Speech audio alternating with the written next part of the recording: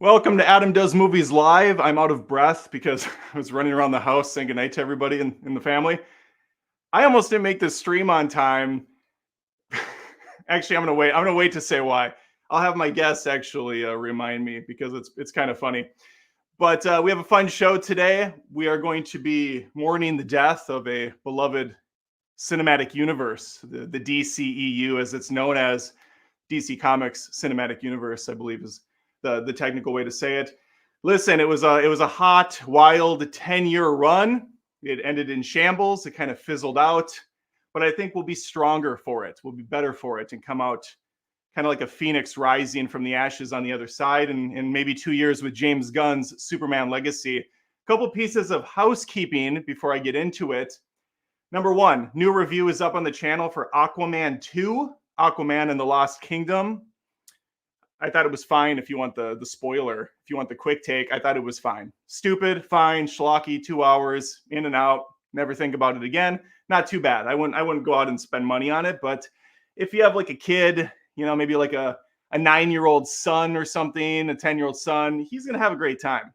Nice little father-son bonding experience, or mother-son, or whatever it is. I don't care. Not bad. Other things coming up. I have an migration. I almost said immigration. That would be a weird Illumination film to throw out. I have a migration review coming up tomorrow, or maybe I'll throw it up after the stream. It's already edited. It's ready to go. I have a review for The Iron Claw coming up tomorrow. I have a review for Zack Snyder's Rebel Moon. I spaced on the name, but I got through it.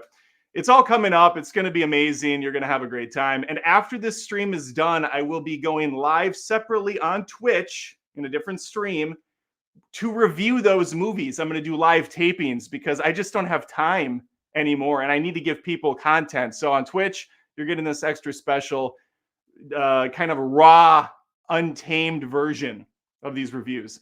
Okay, let's bring in the guest host today. We have my buddy Tony from Hack the Movies. There he is, doing a kind of a dumb dance. He's excited. Times, all right. It's it's so hard to say goodbye to yesterday. Yeah. Hello, Adam. I have the candlelight setting on my LED lights for this candlelight vigil. Nice vigil for the Lord and Savior Zack Snyder and the Snyder Cut and Snyderverse and all that. Yeah. Yes, the end of the Snyderverse. It's an end of an era. Yes, a series of some pretty good movies, and one's directed by Zack Snyder. But, let's not get ahead of ourselves here. Well, yeah, the reason Tony's on here today is because I needed an expert and someone that really is passionate about the DC universe. Tony's a big avid comic book fan, obviously has a massive collection of comics and movies and memorabilia. Yes. So, of course, he has all of the DCEU movies, I would assume. Tony, why don't you show everybody? Adam, I'm glad you bring that up. Let me go through my entire DCEU Cinematic Universe collection. Okay, can't wait. Of course, you start off with Man of Steel. Man of Steel, yep. And that's it. I gave up after that one. I didn't even buy that one. That was given to me. So that really shows you I have every other Batman movie, all the I just bought the old Supermans in a 4K box set. But I only have one DCEU movie. And I like some of the DCEU movies. Sure. Not enough to own, but Right. anyway. Yeah, well, Tony, I was going to say before I forget, I almost didn't make it on the stream tonight. I would have been late Oh because no. my daughter does these Friday night get-togethers with other weird homeschooled children. My kids Yeah. are both homeschooled because South Carolina is a complete dumpster fire of a state. Oh, A fun. million people moved here in the last year. So the school system is just a disaster. And my wife's a teacher, so it's like, hey, this is gonna suck, but let's try it out. At least our kids will learn one thing a day. That would be ideal. It's funny, I brought up that they were homeschooled in a different stream, and some of the comments were like, oh, that explains a lot. Like, what does that explain? Tell me what that explains. I mean, I don't get the criticism of homeschool. I think it's a good thing to only teach them the Bible and just the Bible and nothing else. Yes, of course. I'm a very holy individual. The reason though, so Olivia was at one of these Friday night get-togethers. Usually they go to like a Chipotle or they go to a coffee shop, do something fun. But they did a movie night. I was like, oh, cool. What movie are you watching? And she's like, I'm not sure. It's between this and Now You See Me. And I thought, Now You See Me. I don't even remember that. Is that like a scary horror movie around Christmas time? I don't remember. I just kind of let it go. I ignored it. And so I went to work and hung out with Connor at the coffee shop. And we come back and I go inside and the mom's like, hey, they're just finishing up Now You See Me. There's just a little bit left if you could wait. I'm like, oh God, I'm already pressing for time here, but yeah, maybe. And Olivia comes out like a deer in the headlights, and I'm just not sure what to think. She's being awkward. I'm like, hey, are you ready to go? Did you want to finish the movie? And she's being socially awkward all around. Doesn't say anything. I'm like, okay, well, Connor and I will wait in the car for you, and just come out when you're done. Yeah. And I go out to the car. I'm like, what the hell is Now You See Me? And I look up the trailer. I'm like, oh God, it's that stupid ass magic card movie. I've never seen them, but yeah, it's the magician movies, right? They're so shitty. There's two of them. Was she scared of them or something? Or she just said it was incredibly boring and awkward, and she wanted to leave. And she was trying to give me the eyes that say I want to go, and I didn't understand it. And I'm like, Olivia, there's this new invention that came out. It's called a phone. You have one. You go into the bathroom and you say, "Get me the fuck out of here," and then I come over and say, "Hey, she needs to leave." But we live and learn. I'm pretty bad at that. I'm pretty bad at like people giving me like cues and me just not picking up on it. I just prolong it. What? You want to spend the night? You want to watch Now You See Me 2, which exists? Here's how stupid the Now You See Me movies are. Yeah. You have at least one thing you could do right, and that's called the sequel, Now You Don't. Like, how do you screw that up? Anyway, Tony, we got things to do. Do you have anything? Actually, we did a little deal together, that Batman Returns commentary track, which I still haven't edited and put on my channel. Well, you don't. I edited it for you. You didn't give me. You did. Wait, is the Batman Returns video on there? Oh no, I don't do the video. That's why did you do the video? Because you get copyright claim for that. Not when you send it to me on like a Google Drive or something. So I'm like trying to find Batman Returns and sync it up. Well, no, you just give the audience instructions. Like, they have to find the copy of the movie. It's streaming on those things. I gave you the note where to start it. I go all in. I'm going to give them the I'm too scared. Look. Before Riff Tracks got popular and they were able to like license the movies, that's how they did it. They were like, we're just selling the commentary tracks. You have to sync it up on your own. Okay, well, I guess I could do that. Well, anyway, that's gonna go up on my Patreon at some point. But if you don't want to wait, you don't know how many Warner Brothers videos I've had copyright claimed by those assholes. I'm not risking anything. I beg to differ. I know exactly what you mean. My channel gets hit like it's its job with copyright claims. But Tony has that conversation of Batman Returns up on his Patreon at patreon.com/hackthemovies, or you can wait and I will have it up on mine, or you could just be members at both. That would be great. Tony, do you have anything fun coming up on your channel before we jump into this? Yes, Monday. Well, actually, yesterday I've been doing this thing where I do compilations of franchises I've reviewed. And yesterday I put up the King Kong remakes, the standalone King Kong remake. So it's a compilation of King Kong 76, the sequel to that, which most people don't even know exists, and then Peter Jackson's King Kong.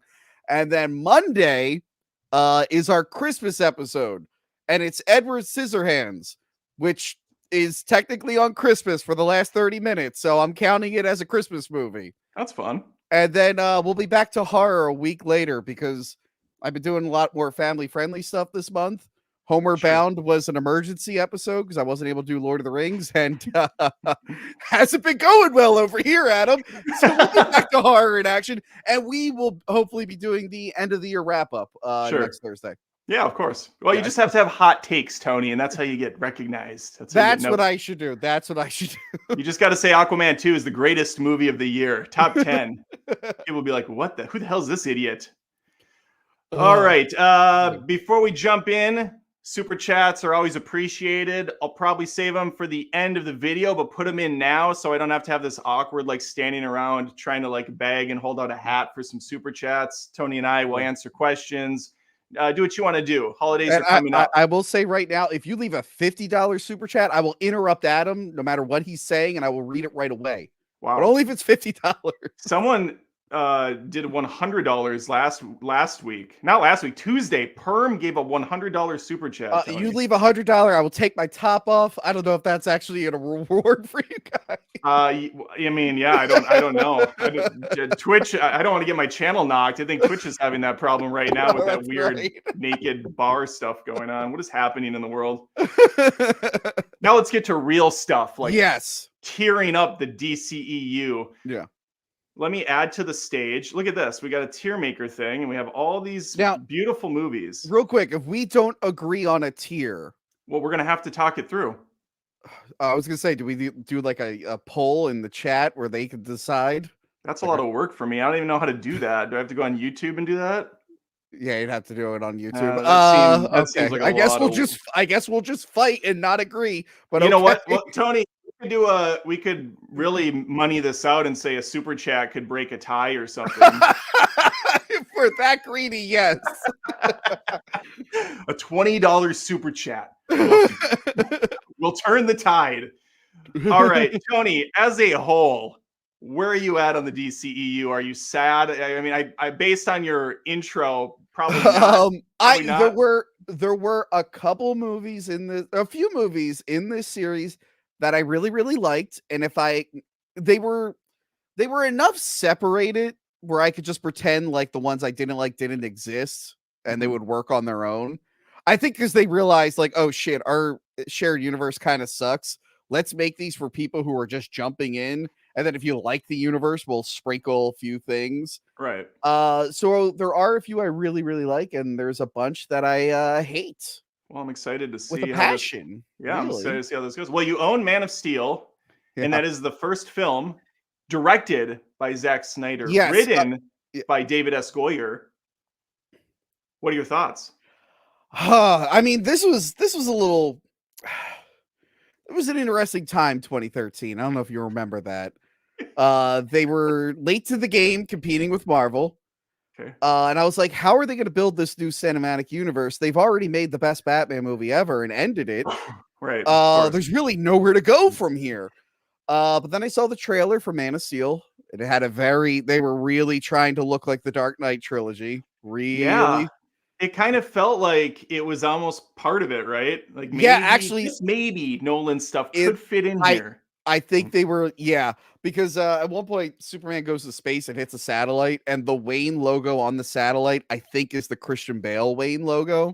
Really? So maybe there might have been an idea to be like, hey, what if, the Joseph Gordon-Levitt Batman ends up in this universe? So yeah, I thought the trailers were really good. I wasn't the biggest Zack Snyder fan. We were talking a little bit about like Watchmen really drops the ball at the end. Sure. But I was like, all right, maybe under Nolan's guidance, maybe they could dish out something pretty good. And to Nolan's credit, he is a producer, but he's also a director. So I like that he's mostly a hands-off producer. Like he won't try to stifle the director's vision too much. So yeah, I went and saw the movie. And I went, I didn't know what to think. I think I reviewed it at the time, and I was like, I guess it was okay. Yeah. And then I woke up like 2 days later and I thought about it and I was like, oh my God, that was the worst fucking Superman movie I've ever seen in my goddamn life. Wow. I'm like, oh my God. I'm like, oh, that other scene sucked too. Oh, there was another scene that fucking sucked. I'm like, oh my God, this is garbage. Why did they put this out? Like, oh my, like the ending is just a ripoff of Transformers 3 with all like just the mindless destruction everywhere. And Superman's a goddamn idiot. And I'm like, oh, I can't wait to not watch any of the other films in this franchise, except I became a YouTuber and I had to talk about them. So yeah, I hate this movie. I did not expect that, honestly. I thought you... Oh, no, I hate almost everything about this film. I hate, you know what makes me pissed? There are some things that are actually kind of good. Yeah. And I'm like, man, I would have really liked this scene or this moment in a movie that doesn't suck. That's the challenge with Snyder, is he does often have some pretty good, cool ideas that seem so half-baked. It's always a promise of what's to come, right? Yeah. He'll introduce something and be like, okay, where's that going to go? But then it never goes anywhere. I am not in the same boat as you on this movie at all. In fact, Man of Steel is one of the few in this list that I thought was pretty damn good. Like you, though, I definitely had a kind of a honeymoon phase with the film. I remember watching it, really liking it, digging the look. I liked Henry Cavill a lot as the character. I like that. I mean, he's just strong looking. You know, it's not like he was well cast. He just fit the mold perfectly. He was a really well cast Superman. But unfortunately, he's the worst Superman because he was only given garbage to work with. I don't disagree with that. However, focusing solely on this movie, I don't think he had garbage to work with here. And I think the name Man of Steel is intentional. Whether or not it's to separate itself from all the other Superman movies, fine. But he's not Superman in this movie until the way end. I will die on this hill. He's not Superman. Adam. It's called Man of Steel because the title Dark Knight works so fucking well. That's fine. Marketing's fine. But let's be real. He's never called Superman in the movie once. No, he is. It's so dumb. He actually is called Superman so far to the end. Just some military guys, like, they're attacking Superman. They go, what? That's what we've designated him. I'm like, what the fuck is that? Well, okay. Well, I'm just saying, like, he's not Superman to everyone. He's Superman to some jackass soldier. I'm like, that's the dumbest thing I've ever heard in my life. Did you have a problem with him killing Zod, or was that just like icing on the cake that was already at that point I was off of the movie? Here's some of the problems I had, Adam. Break it down. I thought it was very heroic when all those Kryptonians were around Martha, that Superman came into this empty field and then picked up the leader, left his mom defenseless with 4 other gods, and then threw this guy, mind you, he was an empty field, into a town and caused a bunch of explosions and killed a bunch of people. Thought that was very heroic of Superman, very Superman thing to do. And then I really loved when they're in the big stupid ship. Yeah. I actually liked that the Fortress of Solitude was a ship. I thought that was a really cool idea. Yeah. And then they ruined it by crashing in. Anyway, so yeah, Superman goes into the ship, which has the DNA, which is to pre-program people. It's fucking stupid. And the ship is over water. I really like that the ship is over water and Superman has plenty of time to stop this ship, and he doesn't stop it until it's over 10,000 buildings and kills 6 billion people. I thought that was very heroic. Did you think it was heroic when Superman was in front of a building and Zod threw like an oil tanker? And instead of stopping it with his hands, Superman jumped over the oil tanker to make sure it blew up and killed everyone in the building behind him. I thought that was really fucking great. I did a short little sketch thing for TikTok or something at some point. Of course, it got like, no views because no one cares. But it was basically, I was one of the patrons at the IHOP. And like, this is the first day of the rest of my life. And then it shows like the tanker blowing up the IHOP. I almost made for years I wanted to do a skit for The Dark Knight where it's like a guy who lost his job and like his girlfriend kicked him out, so he goes to sleep in his car, and then that's one of the cars that Christian Bale blows up when he's on the motorcycle to chase the Joker. No, I really hate Man of Steel. It's a guy. It's there was something good in the script. It maybe just needed a better director or just needed like another polish. David Goyer can be a good writer Yeah, sometimes. he's very inconsistent with his Yeah. writing for sure. But it's clearly a movie made by people who don't care or even like Superman and like kind of hate Superman. I So they're just like trying to make him like their version of better, but it's like, no, you're kind of ruining the character. This isn't what he's like. You could have a serious people are like, oh, do you want like the cheesy, campy stuff? Like, no, you could have like a serious Superman and a bunch of destruction, but it's like Superman can't be the one causing the fucking destruction or allowing it to be worse than it is. Like, I did, he's to the your bad point, guy in this. To your point, I do think it's hilarious that Joss Whedon, when he took over for the Justice League movie, he's like, oh, fuck, I have to have some scene, just one scene connecting Henry Cavill's Superman to like anything. So he filmed that terrible iPhone footage of him like smiling with his fake mouth. Yeah. Because he had nothing to connect this guy as a symbol for the people of like this uplifting character. Because like you said, the first movie, everything's just a shit show. He killed so many people. I still defend the first movie the same way I foolishly at the time, and this has kind of been this has bared the same fruit out, the same way I defended Force Awakens at the time, saying, listen, they have a plan. There's a reason Rey is like a better pilot than Han Solo of the Millennium Falcon and knows how to do this and that and everything. Like, they have a reason for it, just like Zack Snyder has a reason for why Superman is untested. He's dodging stuff instead of thinking about the people. He's more focused on fighting these superpowered dudes and trying to hold his own. Yeah, that doesn't really come to fruition in the next film when he's basically a villain already. Remember when he fought a Decepticon in the Indian Ocean for like 10 minutes and it looked like shit? Remember that? Hey, I love the look of Man of Steel, and I think the action, the Super Saiyan gods fighting through buildings is cool as shit. Like, from a surface level, that's all Zack Snyder cares about. He's like, how do I make this look I don't know. awesome? They looked, people say that look cool. I'm like, I don't know. They look like rubbery cartoon characters when they were like fighting and flying. I thought it looked like shit. I enjoyed it, but I also like the final battle in The Matrix Revolutions with Agent Smith and Neo, and they look like, I mean, they look like cartoon characters too. Wait. I eat that up. You know what else I liked, Adam? What's that? I liked when all like the rocks and stuff were like going toward that big portal, but somehow Lois Lane was falling downwards when everything was going upwards. Remember that? You do the same thing I do, which is hilarious. If you don't like a movie, it will just fester in you, and you'll be like, this doesn't work. I hate this.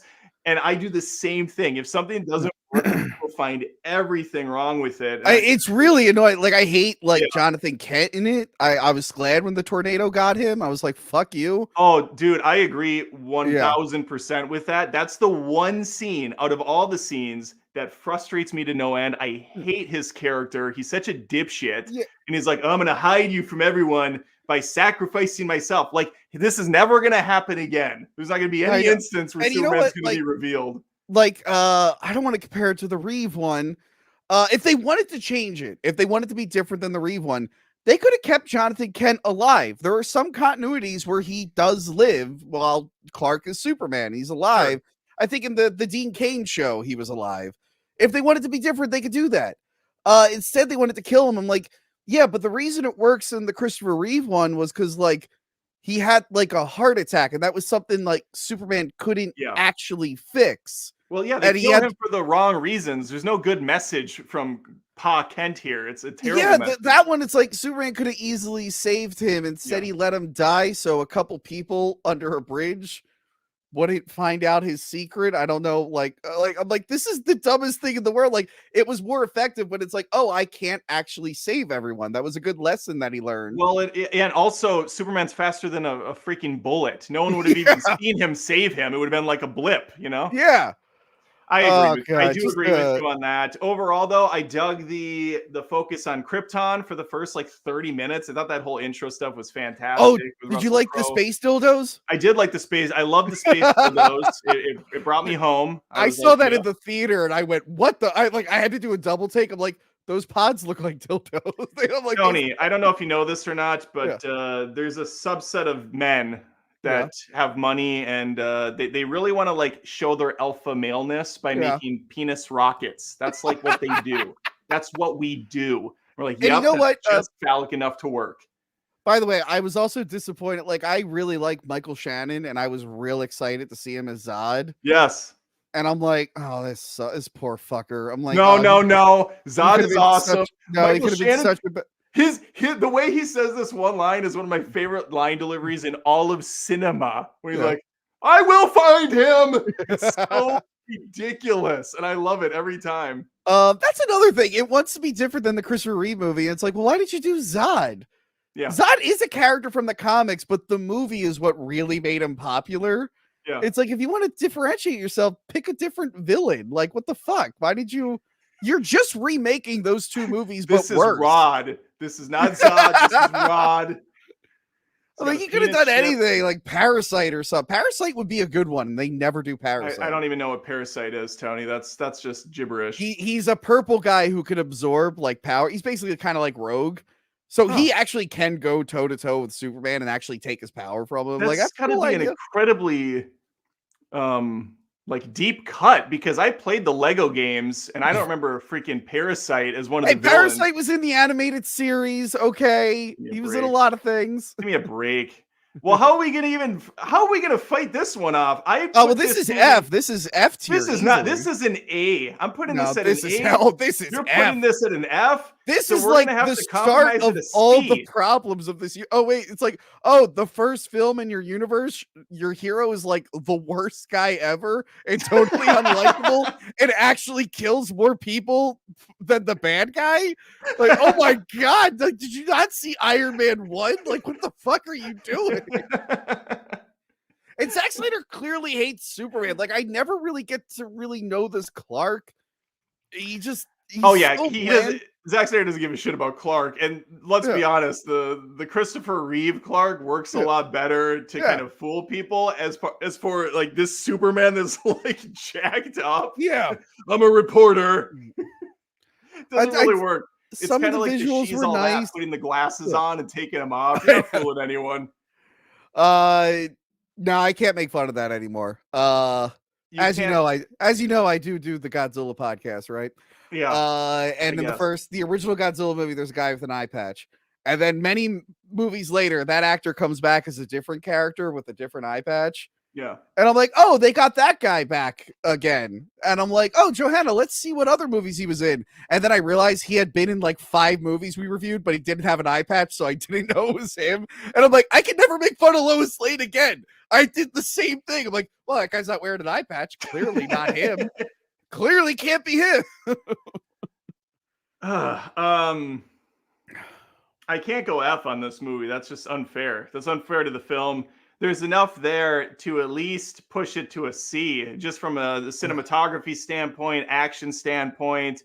I love the cast, or the casting of I forgot his name now, Henry Cavill. I thought that was perfect. Even if the writing's terrible, even if he kills some people, which is debatable. Listen, Tony, I never saw any casualties in those buildings. That IHOP was pretty much empty when that tanker went into it. All those people died. And if you're at an IHOP at 2:00 in the afternoon on a Tuesday, death might be a better option anyways. Let's be honest. He's saving lives by snuffing them out. They like Zack Snyder, he does this in the next one, but like in this movie, he introduced like Emil Hamel, who's like a very famous like scientist in the DC universe. Yeah. And then he just gets fucking killed in a rocket ship. I'm like, what was the point of introducing him? You got to get the Snyder cut. You got to watch the extended edition. I mean, if you're putting this at an F, where does Batman v Superman have to go?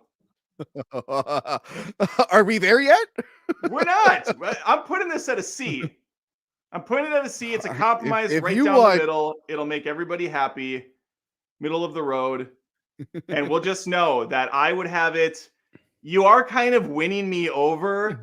And the fact that the DCEU going forward would become kind of a dumpster fire does make me think a B would be more appropriate for my personal review. But I'm going to put it at a C, knowing that you hate this film. And I think it's one of the better ones of this franchise. You know, it's funny. I did see. I saw the term MonsterVerse in here. I remember a year later, people were like trying to shit on Godzilla. They're like, "Oh, you guys shit on Man of Steel for cause of destruction, but Godzilla also destroyed the city." It's like, yeah, it's different when it's a fucking lizard. Like Godzilla's not there to protect people. He was just there to kill the monster. Like, Yeah. it's different when Superman does it. Sure. But he's not Superman yet, Tony. Let's move on to the next one. He's Kal-El. He's Kill-El. We have, this is so, every time I see this, my brain just explodes that Batman v Superman is the second movie in the DCEU. Yep. This should be like Civil War Avengers, where it's 12 movies in or 20 movies in or whatever. But we're right away. Batman v Superman, Wonder Woman's introduced, Aquaman's introduced, Cyborg's teased. Like, these people are just randomly in the background in these perfectly labeled folders by Lex Luthor. By the worst Lex Luthor. Oh my god. You know, when I saw the trailer for this, I was already off. I'm like, oh, I don't give a shit about any of this. This is gonna fucking suck. I was ahead of the curve when I was like, oh no, why are you guys excited for this? It's gonna blow. I love bringing people together. Speaking you know what? When I saw Now You See Me, Jesse Eisenberg. When I saw his performance of the trailer, I'm like, I hope to God he decided that the movie was shit and he just had fun and did whatever he wanted and it'll be entertaining. Yeah. And then it wasn't. I was let down by that. The first trailer for BVS had me shaken. Had me shook. Okay. I thought it was phenomenal. I thought, oh my God, this movie looks to be legit. We got Ben Affleck, who's just roided out of his mind. It looks fantastic. You got Henry Cavill, beautiful cinematography again. Snyder's doing it. And then that second trailer dropped. And I don't think the moniker was even on the first one. It wasn't called Dawn of Justice yet. Maybe it was. I don't know. Might have been, yeah. Maybe I just ignored it and how stupid that was. But then in comes Wonder Woman out of nowhere, shot out of a cannon. And you have, what is it, Doomsday looking like a fucking Ninja Turtle? No, Doomsday. No, Doomsday. You're right. It's Doomsday. Doomsday, like the Michael Bay Doomsday Ninja Turtle comes off the side of a building. And then I'm thinking, oh my God, what happened between these trailers? Now I know exactly how this movie's going to play out. Batman and Superman become best buddies, team up with Wonder Woman, and they have to fight this giant CG monstrosity. Zack Snyder, he's one of those guys where like people are like, yeah, I read comics, and then they only read like the most popular ones, and then that's it.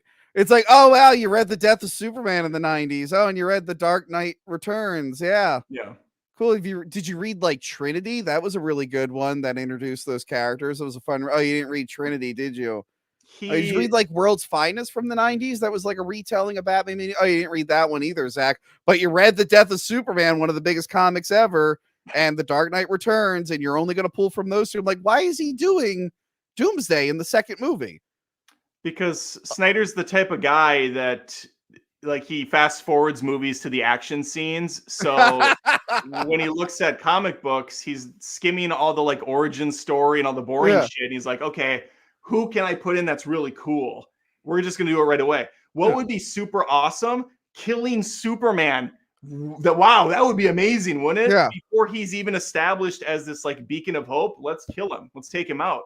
That was the weird thing where they're like, it's so like, yeah, Superman is gonna inspire people. It's like, what?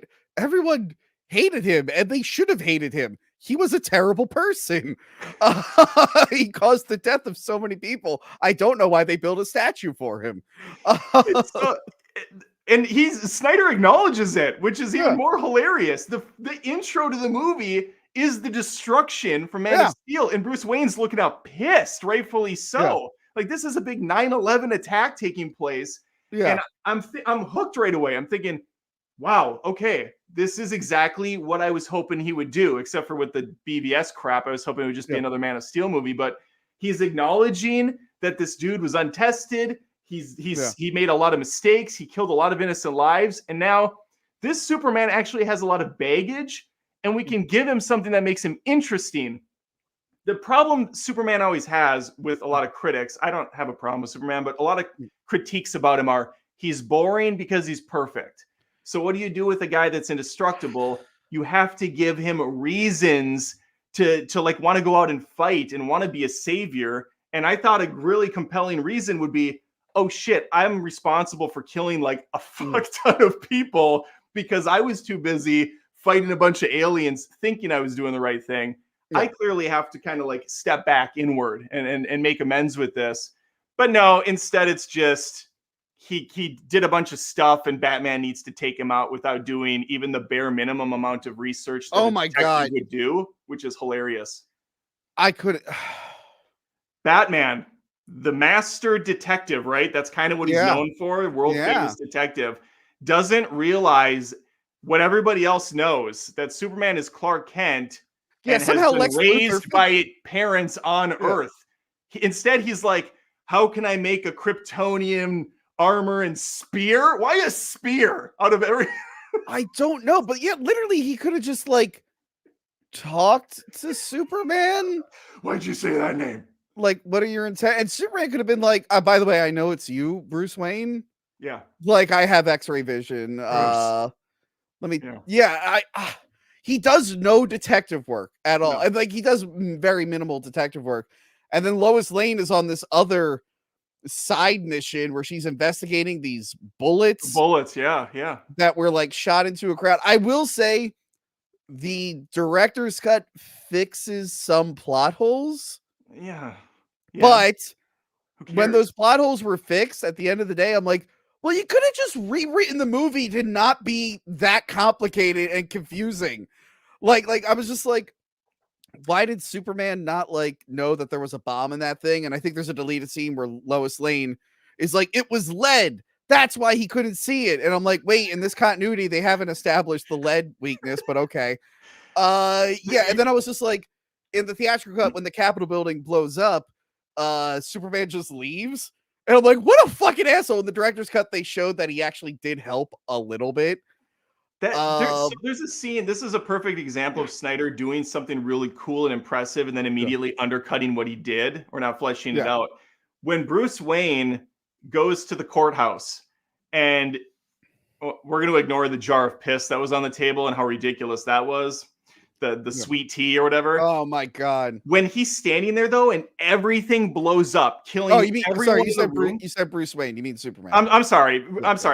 Kal-El, Superman, Clark Kent, whatever. When he's standing in the courtroom and everyone's decimated, and he's just standing there unfazed, everything's blowing up, and it's all filmed. I'm like, oh my God, this is actually pretty damn smart and cool. Lex Luthor totally set him up. He's painting him as this awful villain, and now the world hates him. But then, on the news report, that same, like instantly after that, a news report goes on. Yeah, Superman wasn't responsible for the explosion. It was planted in a wheelchair. Yeah. Like, how did you even figure that out? First of all, and secondly, what? What was the point of any of that then? Did you like the montage of him saving people and looking miserable doing it? I'm like, oh my God. And like a woman reaching up at the sky, and he's like, "Oh, fuck you." Yeah, and then clearly, like, because people pointed out, I think even the director's cut, Superman in this movie has less lines of dialogue, I think, than Spider-Man in Civil War. Spider-Man's not even a main character in that movie. Yeah. And again, they cut out a lot of stuff that was meant for him. But yeah, like, I like Ben Affleck. He could have been a good Batman. He's terrible in this. He got in great shape, but then they also padded the suit too much. So I think it's a cool suit, but on him it looks like garbage. It's just like it's too like bulky and awkward looking. I liked his Transformers-esque armor suit though. That thing was badass. Well, that was from Ninja Turtles. No, it was from Dark Knight Returns. That outfit. It reminds me of.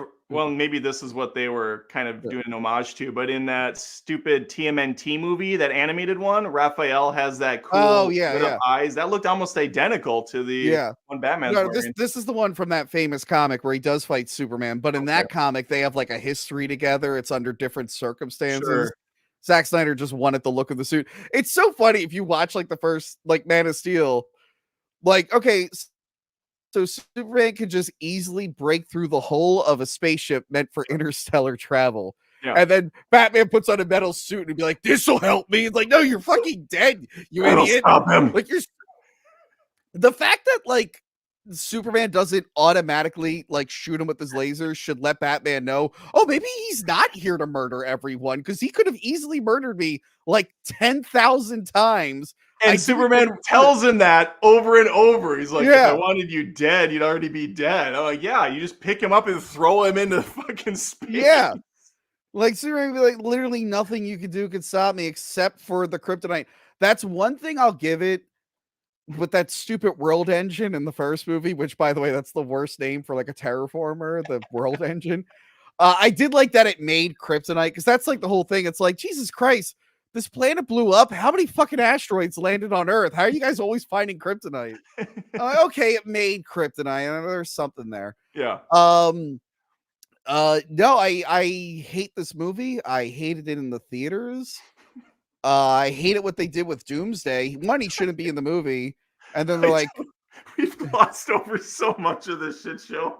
I think I've told you this story before. I'll do a really quick version, but I went to the theater with friends and my brother and some people, and we don't go to movies often anymore. And so he gets up at one point to go to the bathroom. And when he gets up, Bruce Wayne is doing something boring. He's on his computer, just like looking at notes and checking his email. So Jake's like, okay, I'm going to go to the bathroom quick. He came back. You know, we pee fast. Guys pee fast. He was in and out in like a minute. He comes back and there's demon flies everywhere. Batman's in a duster with a machine parademons. gun. Thank you very much. The parademons, yes. Yeah. And my brother looks at me like a deer in the headlights. He's like, what did I miss? And I turn, I'm like, I don't know. This just happened. Bruce Wayne was checking his email and then it just cuts to this shit show out in Mad Max world. And there's no explanation for it ever in the rest of the movie. Fantastic. It's a dream, I guess. But it wasn't, because the Flash then comes out of a portal. Yeah. He's like, Martha's the key, or whatever he said. I don't know. Lois is the key. Something. Yeah, Lois is the key. And then he wakes up from another thing. It's like, wait, I know the Flash can time travel. As a DC Comics fan, I know that's something he can do. I don't think he has dream time traveling power. That doesn't make any fucking sense. It was so stupid. I just could not understand. And that was the point where I was done. The movie, up until that point, I was kind of like, all right, this isn't bad. And then that happened. And I was out. I'm like, what are we doing?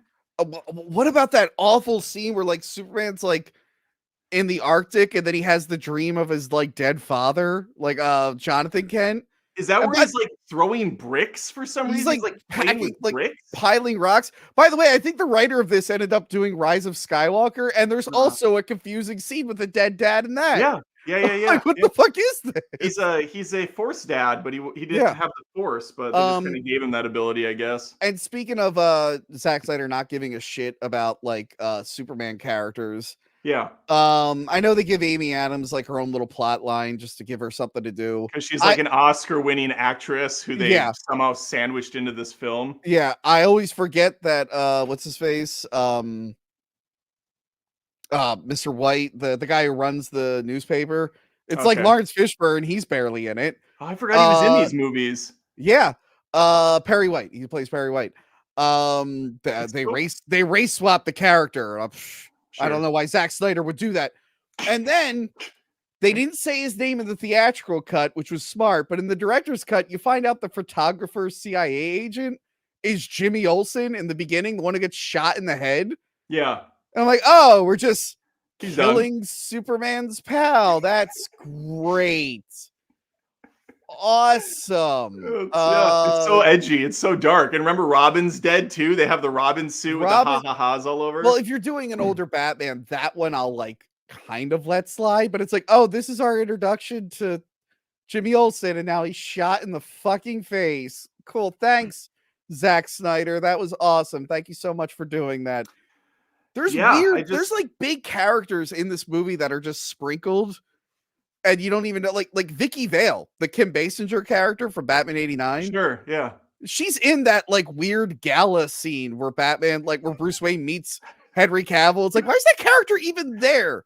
And Jenna Malone got all of her scenes cut altogether. Jenna Malone got all her scenes cut, and she was like no one. She was like not a character. And then fucking Lex Luthor's is known for having that like female sidekick, Mercy Graves, who in the cartoon was awesome. She did like kung fu and whatnot.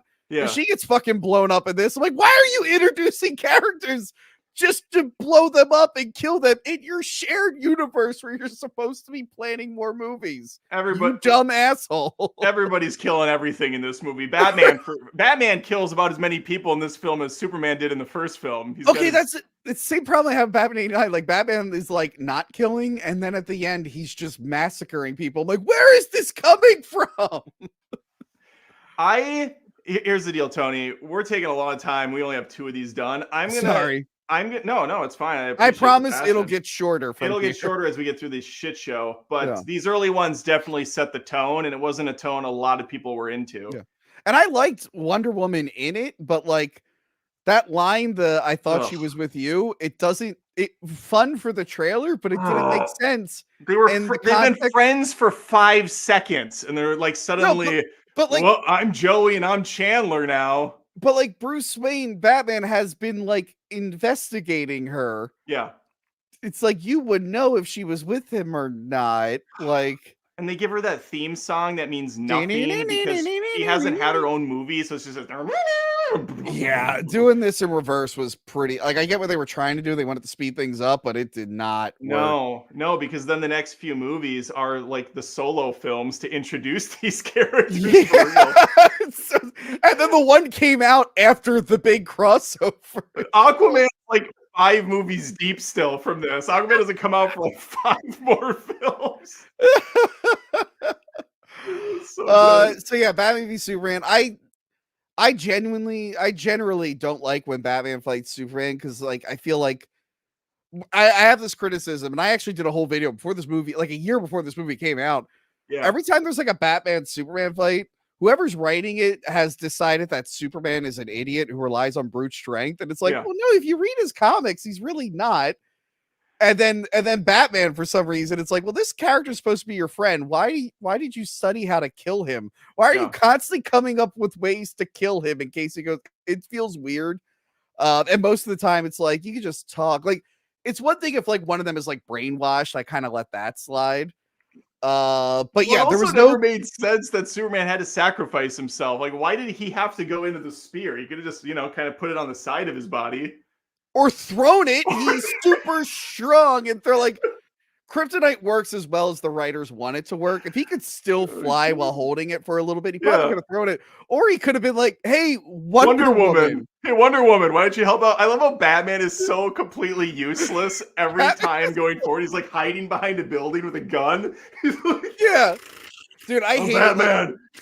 There was that one trailer of him like using the grappling gun and the lightning behind him, and it looked like the one cover from Dark Knight Returns. And people are like, that's gonna be great. And then we watch the movie, it's like, oh, in the context of the movie, he's running because he's so useless in this fight. He's like Fortniting out of the battlefield. He's like, he had his cool fight scene, and then nothing after that. He had nothing to do after that. He's like, and Tony, that's what it was gonna lead me to giving this movie a D because only of the warehouse fight scene. But then again, if he wasn't like killing so good, it's honestly just the one shot of him slapping the grenade to kill those guys. But if he just got rid of that, I kind of would have been on board with it. Or when he's in the Batmobile just gunning people. Oh my god, dude! Speaking of Batmobile, so ever since I was a kid, like my favorite scenes in a lot of these movies are the Batmobile scenes. Yeah, and we were so spoiled with Nolan's trilogy. Yeah, because we had like on location stuff. We had really good miniatures. Even when they did do digital car chases, it looked really, really good. And they were like so tight and exciting. And this looked like a CGI fucking Xbox 360 cutscene. And I hated every goddamn second of it. It reminded me of Burnout. Do you remember the Burnout games? Yeah. Those games are sweet, but you're like drifting around, so it's blowing up everywhere. Yeah. And it's just like, it's so terrible. And I felt bad for Jeremy Irons in this movie. Me and him, we have the same birthday, as does Adam West. And, we've all been in Batman movies. And I just feel bad out of the 3 of us, Adam West, me, and Jeremy Irons. He's like in the worst Batman movies. I feel bad. I feel bad for the guy. Tony, where do you want to put this at an F? F. This is F right next to Man of Steel for me. F. You know what? I've been generous to this movie over the years, and I really don't know why. I do hate this movie, Yeah. and people told me watch the director's cut, and I was hesitant, and I just kept saying it's more movie. I'm hoping the extended edition's actually somehow less movie, because then I think it would work better if you cut off 45 minutes of this shit show, removed Wonder Woman entirely Yeah. because she's so out of place, get rid of Doomsday in that final act, and you might have a watchable film. The director's cut literally just fixes a few plot holes, but then you still have all those scenes of Lex Luthor with Holly Hunter, and I'm like, I don't care about this subplot at all. Why is Holly Hunter in the movie more than Batman? What the fuck is this? The 5 Snyder Cut fans that I had left on this channel, Tony, are now gone because of you. I'm sorry. You're Because seeing of your you. real time. Why would you invite me for this one? I You knew don't. what I was I gonna do. genuinely didn't know you hated these so That'd much, be- and I think it's hilarious. That would be like inviting the guy who made sure Godzilla -1 didn't get 100% onto your Godzilla podcast. What idiot would do that? And what's more wild is we're not like calling each other names or threatening each other or saying you're bad parents. It's weird how you can like disagree somewhat. I actually don't disagree with you on Batman v Superman, though. I do think the movie is absolute hot trash, and it's only gotten worse with age. I don't know why they gave him even more creative control after Man of Steel underperformed. Like, Man of Steel made its budget back, but like it wasn't like an impressive hit. I thought that the movie made a lot of money. I'm pretty sure it did really well at the box office, but the critics and stuff just destroyed it. It didn't like. This is the thing. They wanted it to do like Dark Knight numbers or like Avengers numbers, and it just did kind of whatever. I'm gonna look because I thought it did really well. Batman v Superman box office. No, I said Man of Steel. Man of Steel, I think, didn't do super well. Oh, And then yeah, they- but I mean, and then they Batman went- v Superman did 872 million. Yeah, but think about this. Dark Knight and Dark Knight Rises, which just had Batman, Yeah. made over $1 billion. And then Did the they movie, really? yeah, both of Holy them made over crap. $1 billion. And then you have the movie with Batman, Superman, Wonder Woman, and it makes less than $1 billion. Yeah, I mean, you're right. That's embarrassing. It's embarrassing. It's embarrassing. Yeah, I don't think they wanted to really use him going forward. I think they were kind of married to this situation, and but I mean, we'll probably never know all the ins and outs of everything going the forward. fact that they went into production on Justice League before Batman v Superman came out, Yeah. like that was a bad idea. It's like, Yeah. oh, you should have pumped the brakes a little bit.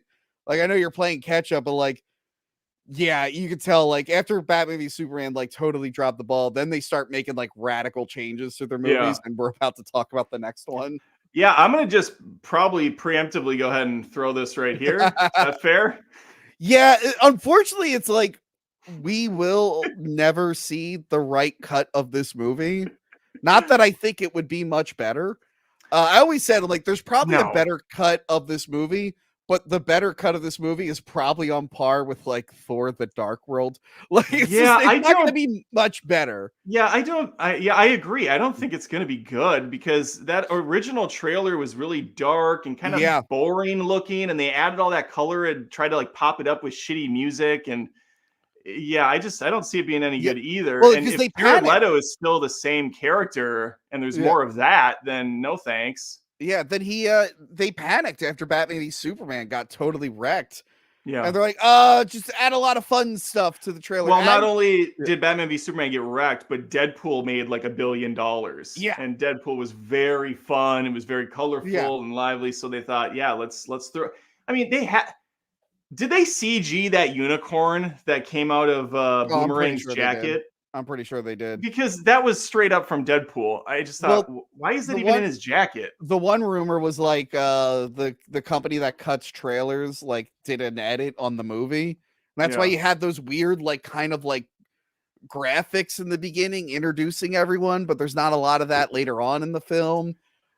They clearly sprinkled in a bunch of songs to be like Guardians of the Galaxy, but like, well, Guardians of the Galaxy kind of had a reason for all those songs and they kind of meant something. Yeah. This you're just throwing in like fucking Eminem randomly for no reason. Well, that's the insult, right? I mean, James Yeah. Gunn takes his time and he preps and storyboards sequences around music. Like he has that in mind before filming. These were clearly afterthought, sad attempts to mimic the same thing with zero And results. like the Suicide Squad, like being like a fan of the comics and whatnot, like this is like the way the movie's setting up. It's like Amanda Waller's there. I think she's well cast. I'm glad they kept her and they're going to keep Viola her. Davis is so funny in this because I love how there's like 10 minutes of story introduction. Yeah. And then out of nowhere, Viola Davis is narrating. It just makes no sense. She's like, and this is why I was called. Like, who is this? Some sassy black woman who's just... Amanda Waller is a really good character in the DC universe. She's like one of the best. She's good later too in the movies, but not this one. Yeah, no, not this one. But like, I think she's one of the few things they're keeping in the new universe, and I'm like, okay, that's good.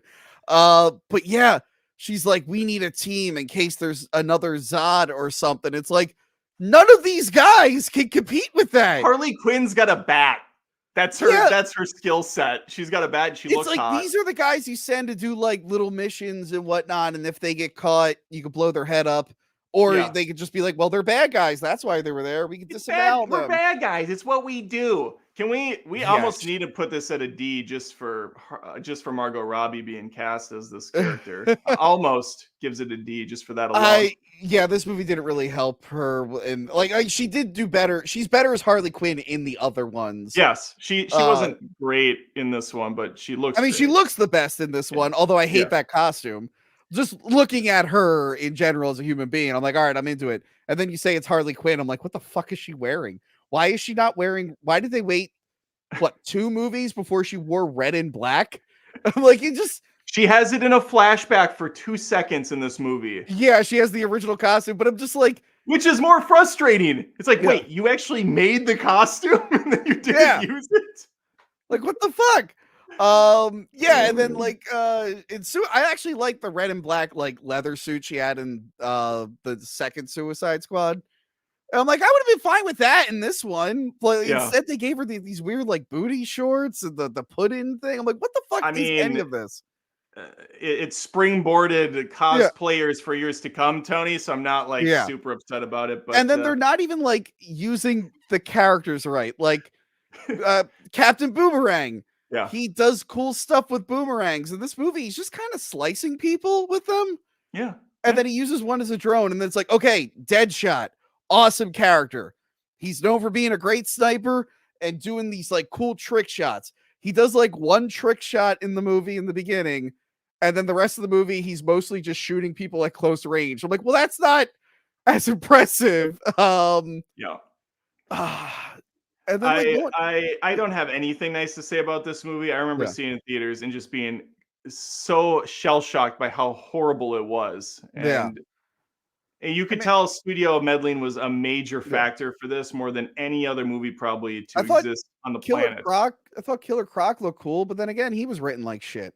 So. I didn't like how Killer Croc looked at all. My son at the time was probably 8 and he really liked this movie. And then he turned 9. And he's like, you know what, Dad, this movie's not good. I'm like, oh, I'm glad you came to that conclusion on your own. I kept my mouth shut because I don't want to ruin your childhood by saying something sucks. I do that for adults though, and they still feel like they need to attack. I'm sorry, I just saw the chat say Katana was in it, and I'm just remembering more things from the movie. So like the best line, the best line of the movie by Rick Flag, who they somehow fixed miraculously in the next one, but he has to say the line, "This is Katana. She traps the souls of her she traps the souls of her victims in her sword." Like this is how they built her character. Like who talks like this? But then that was like a weird addition. I'm like, I think she is in the Suicide Squad comics, but like she's not a bad guy. She's like on there. No. I'm like what's she doing here? But then there's like a weird thing at the end. So she doesn't kill the big fiery guy, Enchantress's brother, who I think people forget is even a character. Enchantress, who's doing like a twerking dance. Don't you wish your girlfriend was hot like me? So the fire guy kills him and himself. But then Enchantress, I think she looks at Katana and she's like, kill me so I could be with my brother. And I'm like, but Katana didn't kill your brother with the sword. Why do you want to be with what the fuck? I'm like, did we miss something? Did something get cut? Everything got cut. And We Jared missed Leto everything. sucks. Jared missed Leto everything. sucks. And there used to be a YouTuber who did a lot of videos. He was a big fan of the Joker. I don't know if you know about him, Adam. But he really did not like Jared Leto. And then he got a little too problematic for YouTube and he had to stop making videos.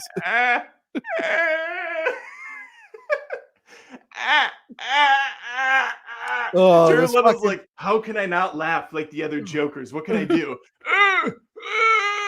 That's my laugh. That's my laugh. I still don't get what like the Joker's point in this was. So stupid. He's got the grill. He's got the literal like LOL on his face. Yeah, he the wants Joker teardrop tattoo. He wants to save Harley Quinn. He's going through all these hoops to save Harley Quinn. I'm like, but why? Let's not forget this movie won an Oscar. That's right, for what is it, makeup and Best whatnot? costume and makeup, I think. What a weird thing to be like, Academy Award winning film, Suicide Squad. And it's for that. I mean, these characters look ridiculous for the most part. Was there nothing better?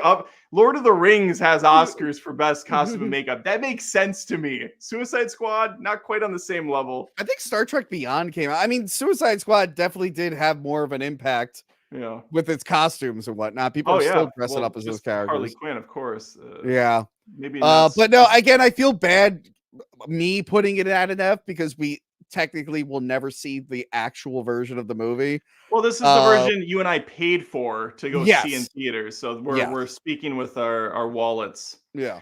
All right. Next on the list, we might actually have something that we can cheer for. Yeah. Gal Gadot, who made a splash in BVS in the worst way possible. I did not like her in that movie. I thought she was like this, sexy, like cocky Amazonian who came out of nowhere. She's super just lame. But in this movie, man, she did it. She won me over with her charms. She won me over with her stoicness, her strength, her kindness. Her chemistry with Chris Pine really worked. I loved the Amazonian island. I loved all of that shit. There are hangups mostly in the final act. I don't like her band of brothers. I feel like that was forced upon Patty Jenkins because of that stupid black and white photo from BVS. Right. It's like, oh God, I got to have like a stupid sniper that doesn't want to snipe and a piper who doesn't pipe and a mechanic who doesn't fix. And I mean, it's so, and the sniper thing, I don't even think went anywhere. Did he ever do anything? I don't even remember off the top of my head, but other than the fact that it takes place in a universe at the time, I'm really mad that this takes place in a universe I hate because this movie is really, really good. I really enjoyed this one. I saw it twice in theaters. I saw it with friends, and then I took my goddaughter, who was like 8 at the time. And I know my daughter was too, and she was over the moon about it. Yeah, I know a lot of people say stories like this on Twitter and whatnot, and they're clearly lying. But no, my goddaughter like actually got excited during the fight scenes, was punching along. She really, really enjoyed it. Yeah. It does get, and even Patty Jenkins admit that the ending is kind of weak because they need it like just like a schlocky good guy fights the bad guy thing. Well, it's also just weird. It's weird that they would go. It's weird that they would go so hard in the first movie. Yeah. Like, who should we have Wonder Woman fight to kick things off? I don't know. How about the God of War? The God of War. There's nowhere but down to go from that. The God of War. This is the guy. Yeah. And then they didn't really give us him. What was upsetting about that is twirly mustachio bad guy. What was disappointing about that is like there was like a toy that leaked.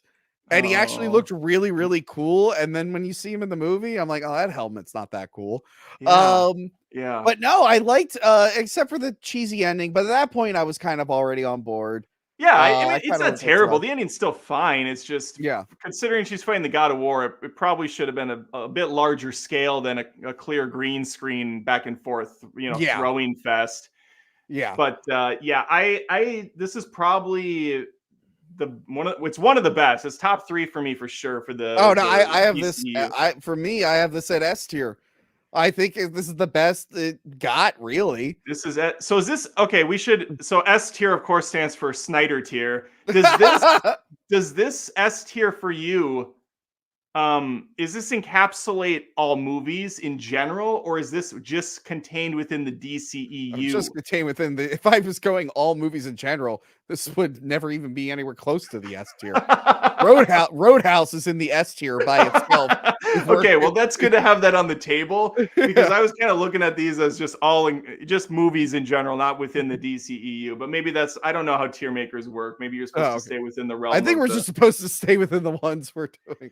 Well, then in that case, I feel like Man of Steel has to be higher. But maybe maybe we can revisit that. You're going S tier with Wonder Woman. I would agree. Within the context of the DCEU, yes, this is an S tier film. Yeah, and it's got like really good, memorable moments. I love when she like goes on to No Man's Land.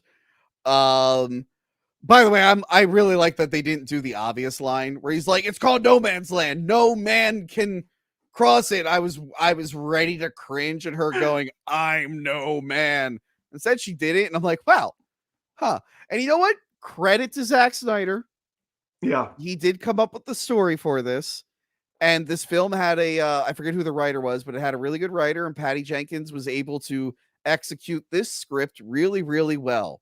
I want everyone to remember that Patty Jenkins didn't write this movie because it's important for later in our and tier she list. also didn't direct it. Zack Snyder ghost directed this film, according to the internet, and people that are experts of Zack Snyder know. Well, she's not really like an action movie director, so she did do a lot of those like slow down and speed ups from like the early 2000s. Like, oh, I don't think she's watched a superhero film since Daredevil.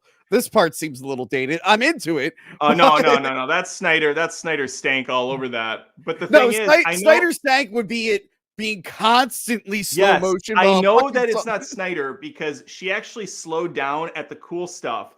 Snyder lately with his last few movies, he's like, I'm gonna do a slow-mo speed up when someone's like brushing their teeth or when someone's like pushing dust off their shoulder. It's never doing the cool shit anymore. Yeah. Now it's like whoever told Zack Snyder about a Phantom camera that does those like insane frame rates for slow motion. I want to go back in time and be like, hey, don't tell him that camera exists. Just don't tell him that. 300 is like freaking epic. I love 300. Yeah. I love it. No cap, Tony. I love it. People still saying no cap? I don't think so, but I'm AF 100. Boom. Sheesh. I say things when they're out of date because it sounds. Hold on, Adam. I'm gonna plank. Hold on, give me a second. Yeah, can you plank on something? Oh, what was there was a word that people said constantly for a year straight, and I loved the word, and now I can't remember it. Maybe it'll come back to me later, but we'll get there. Okay, so we have Wonder Woman at S tier, which is Snyder tier, as we know, which is funny because his other movies that he directed aren't in there. No. Okay, let's go to this shit show, which is the Justice League, as it's been lovingly referred to. Yes. Okay, here's the deal, people. For anybody that's watched my channel for a while. Oh, on fleek! Iron Wolf got it. It's on fleek. Wow. Yes, Wonder Woman is on fleek. Yes, and I don't usually read any comments unless they're super chats because regular comments are beneath me, but yes. Iron Wolf showed up with on fleek, ready to go. I appreciate it. Okay, a movie that's not on fleek would be the Justice League, but I have to say this. Anyone that knows me, I've been bitching all year, and I promise I'll stop soon at some point about movies being too long, and I just love shorter films. So what we have here is a situation where one of these movies is basically an hour and 45 minutes long. Yeah. Another one is 75 hours long with chapter breaks. If you love Zack Snyder films, you're probably going to be really happy with with the Snyder Cut. If you don't like his movies and you want them to be over as fast as possible, you might be more inclined to enjoy the Whedon Cut. I fall right in the middle of this boring, mediocre mess where I can appreciate what Snyder was trying to do, but every time this jackass gets his story out there, he takes one big step forward and then 14 steps backwards. this guy should be writing new seasons of Lost because he puts so much bullshit into his movies. Why is Martian Manhunter pretending to be Martha? Oh, are we doing both of them at the same time? I would like to do both of them at the same time because they're the same freaking movie, but one was cut up to hell and back. Yeah. Though it was funny because that Martha scene was genuinely actually pretty good. Yes, it was. And then because fans were, there was like this fan theory that guy was Martian Manhunter, and I guess they wanted to put it in the movie, but they put it in like the worst possible spot. I'm like, that means nothing now. Again, it's the courtroom scene again. Yeah. Something wild happens. It's like, okay, there's stakes now. There's tension. And then immediately he undercuts it with some dumb decision to like have a fangasm and be like, look, it's Mark. I watched this with my family, and all of my two kids and my wife were like, what? That wasn't Martha? Like, they were so sad. They were so defeated. I'm like, yeah, that's Martian Manhunter. And they don't know who that is. Who the fuck knows Martian Manhunter except for the nerds online? We're talking about probably 10%, and I'm being generous, 10% are going to know who this person is. That's terrible. Like, that's just terrible. Yeah. I mean, he is one of the original Justice League characters. Right, but you have to treat a movie as a standalone story. Yeah. No, I mean, he definitely should have been in the movie. It's just the way they put him in the movie was so terrible. Because he introduces characters before he introduces characters. I know. Okay, so real quick. Yeah. The Justice League. Yeah, let's get into it. I saw it in theaters. I brought my goddaughter again because she really liked Wonder Woman and she enjoyed this movie. I had like fun with it, but like I knew it wasn't like the real movie. Yeah. And I know a lot of people give shit to Joss Whedon, and I'm not talking about like the controversies outside of the movie, but like with the movie, it's just like, well, I mean, how much better could he have fucking done? First off, he's a totally different director. Yes. He's only doing this so he could do that Batgirl movie, which he ended up not even doing because he got canceled. So he's got a totally different thing. And the studio, because they've already lost money on this franchise, they're like, by the way, we want to give ourselves bonuses, and this movie sucks. And can you make it under 2 hours so it will play on more screens? So now he's got to condense everything down into under 2 hours. Right. When this is clearly a movie, this is the one movie that probably should have been longer. Yeah. And he's got to make it more fun and exciting. Like I understand some of the changes he made, but then there's some like awful CGI. And again, the Henry Cavill mustache. You know what? Props to Paramount for being like, I'm sorry, you want us to shave his mustache for the movie we need. Yeah. For your piece of shit. Yeah, not happening. We're not. And I love, apparently Warner Brothers even said they did test footage and they're like, look, we can put the beard on him in post. We've done tests. We're willing to pay for it. And Paramount's like, fuck you, go see Mission Impossible Fallout. So there's that. I get it. It's like a worse looking movie. The story doesn't really make sense. It looks so much worse. It's a bad looking movie. The plot doesn't make sense. There's like weird plot holes because of how much they chopped it up. But at the end of the day, if you put like this is like me with like Batman Forever when I was 5. Yeah. Not a great movie, kind of stupid, but a 5-year-old is gonna be like, this is the best movie ever. And my goddaughter liked it. It's a movie. It's manageable. It's a manageable movie to watch. And it's the only one in this series where Superman actually feels like Superman. Not even in the Snyder Cut Joss Whedon had to like pull some shit out of his ass and be like, I gotta like come up with something to make him a hero. Tony, want to hear my favorite line of the movie? And this is unironically, I think this movie's hilarious and I love it. Can you guess what it is? What is it? It's the worst scene in the movie. Okay. Superman picks up Batman, who's a complete bitch, and he pulls him in. He goes, "Tell me, do you bleed?" And he's got that fake mouth. But I love that he said that line, and then he throws. Speaking of Batman, sorry, I can't. He's on the ground.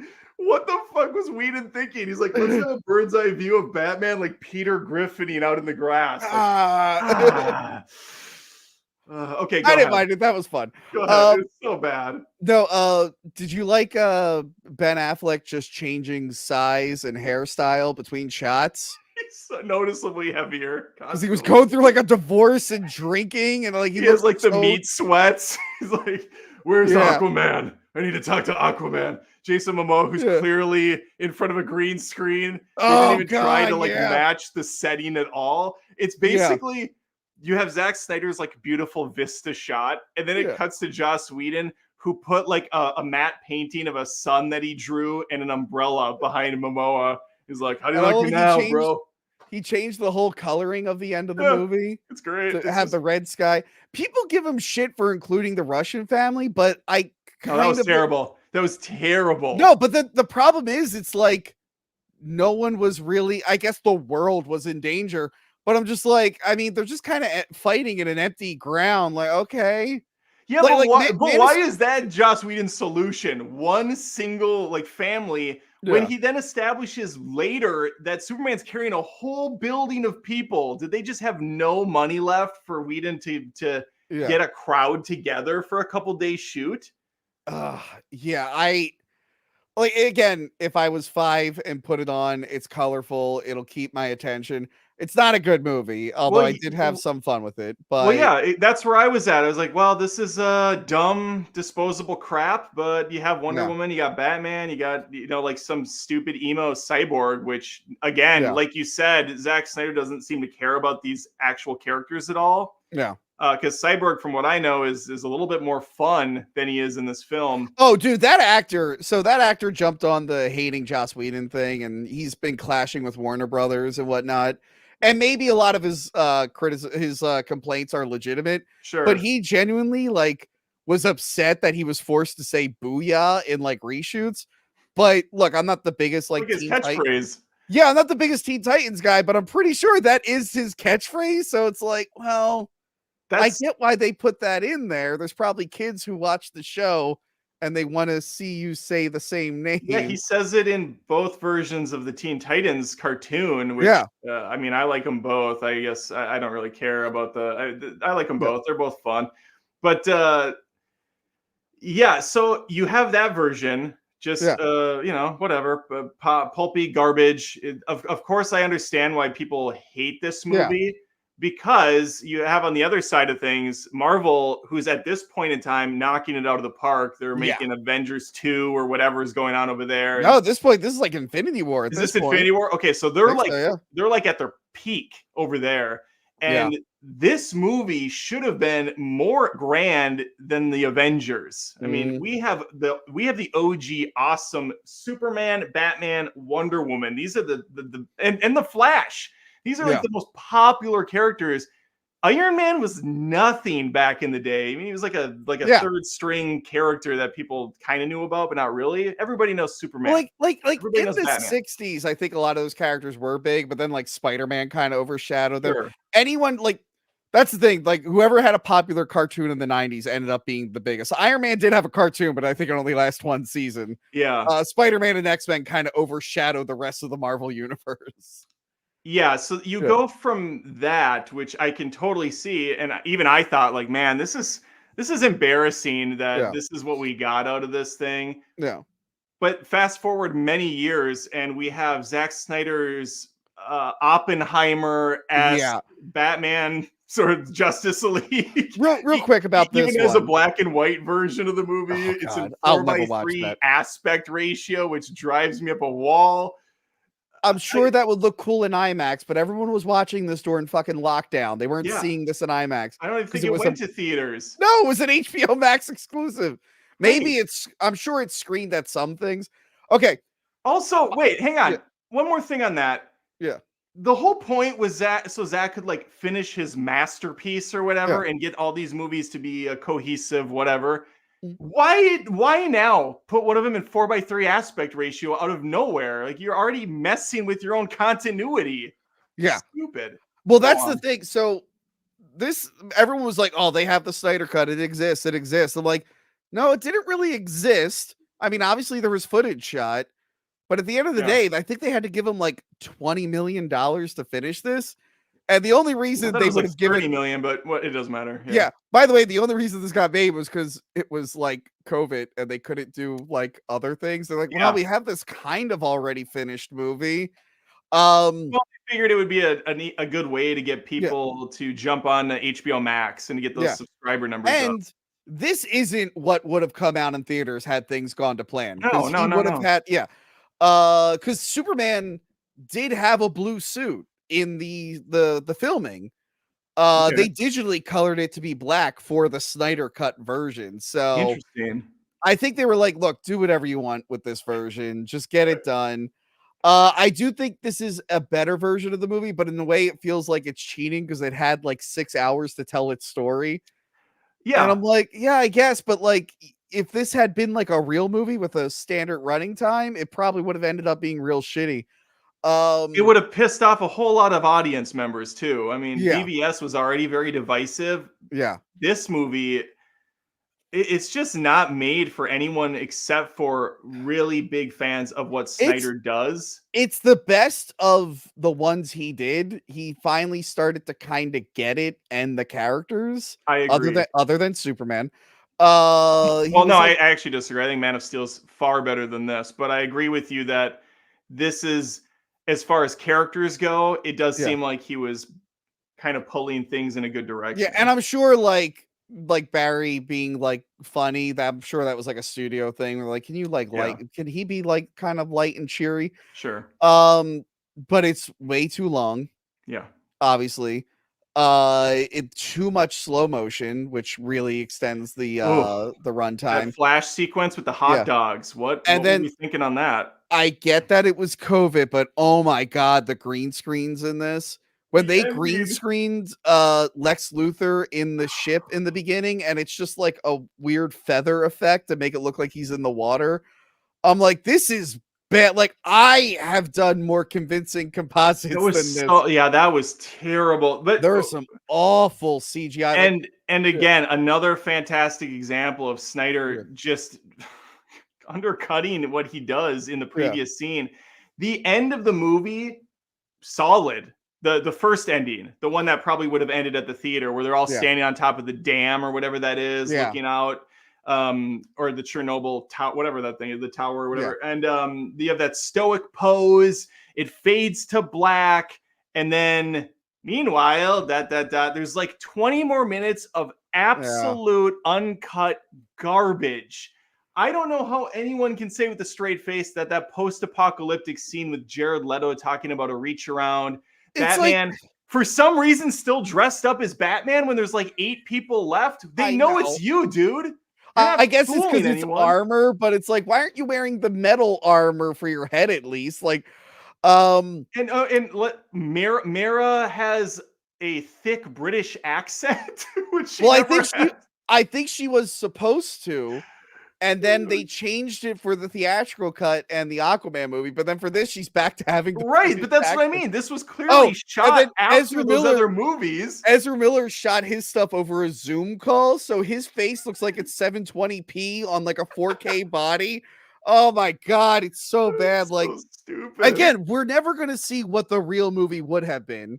Because then No. we got a chopped up movie by another guy, and then we have a movie coming out way too late when the director is clearly full of spite and he's just doing stuff to pad it out and be as annoying as possible. Yeah. Yeah, why would he sequel bait when he knew damn well he would never come back It's for just another so one? stupid. I don't get this guy because he seems like a genuinely Yeah, cool dude in yeah, interviews and stuff. He seems like he's got, a good head on his shoulders, but then he pulls this shit constantly for his yeah. fans. So Rebel Moon comes out and he's already undercutting his old movie and saying he has a much better version of it that's rated R. And it's Is there gonna a better maybe version come of is there a better version of Army of the Dead? Because that movie fucking that sucked. movie is fucking terrible. I didn't even bother with the dumb prequel. No, I didn't either. Well, Yeah. this was Army of the Dead was a prequel, but No, the no. prequel of the prequel. I know what you mean. The The case, the safe cracker Yeah, guy. yeah, that was fucking stupid. And I love Dawn of the Dead. I Yeah, love Dawn of the Dead. And I love yeah, 300, and that's about it for Snyder. I was a Snyder yeah. guy, but I gave him so many passes and tried so hard. But after a Sucker Mhm. Punch, and Yeah, after the stupid Army of Dead, and after yeah. this horrendous Rebel Moon, that I watched. Thankfully, I saw The Iron Claw, which brought me back to cinema again. I'm like, oh my God, I thank forgot to you. put that on the list. I really wanted to watch that, but I'll do that. You got to some other see time. it's a fantastic movie. It's one of my Yeah. favorites of the year. Iron Claw was great. Yeah, like look, Zack Snyder's Justice League, out of the Zack Snyder stuff, it's his best. Yeah, I guess. I I think Man of Steel is his best, but that's it's fine. the only one I've like willingly watched again because I had to watch it all in one sitting for a review at the time. I didn't So really get to digest it, so then I watched it in segments Mhm. afterwards. And there's some actually really good moments in it. It's a shame it's preceded by two terrible films that he made, but there's some really good moments in it. Yeah. But yeah, I have both Justice Leagues at a D for me. My Both favorite is D. when my favorite moment of it that he got to extend was when Wonder Woman stopped those bad guys at the beginning of the like the priceless old school building that's probably been there for hundreds of years, and then she fucking eviscerates the side of the building, and you just get this like Looney Tunes hat of the villain floating down on a police car. I'm fine with Wonder Woman kind of killing, but it's not the killing, it's the destroying of yeah, this that's the thing. I'm like, building. she needs a better reason to do that level of destruction for that type of enemy. Like, you clearly already had that guy beat. Why It's already dead to blow up rights. the fucking building? She just That was destroys it. weird. I love it. And then the little girl's like, "Can I be like you?" Instead of being like, "Oh my God, a man just died in front of me." Yeah. She's like, "Sure, here's a gun. Thank you." She's like, "Hey, Wonder Woman, I have like tinnitus because that explosion was so loud. What did you say? Oh, can I be a princess?" Some of that rubble fell on my child as I was pushing them by. All right, you're putting both of these at a D? Yeah. I think that's fair. Yeah. I think that's perfect. Because I don't hate watching them, but they're also, for me, they're just not whatever that movie was going to be. I don't ever want to watch either of them again. So that's I'll probably never watch either of them again. So does it hurt? Does it kill you right now that Man of Steel is above them, or are you going to be okay with that? Are you going to be able to live? I mean, if you want it there, I will concede. I don't agree, but I will concede.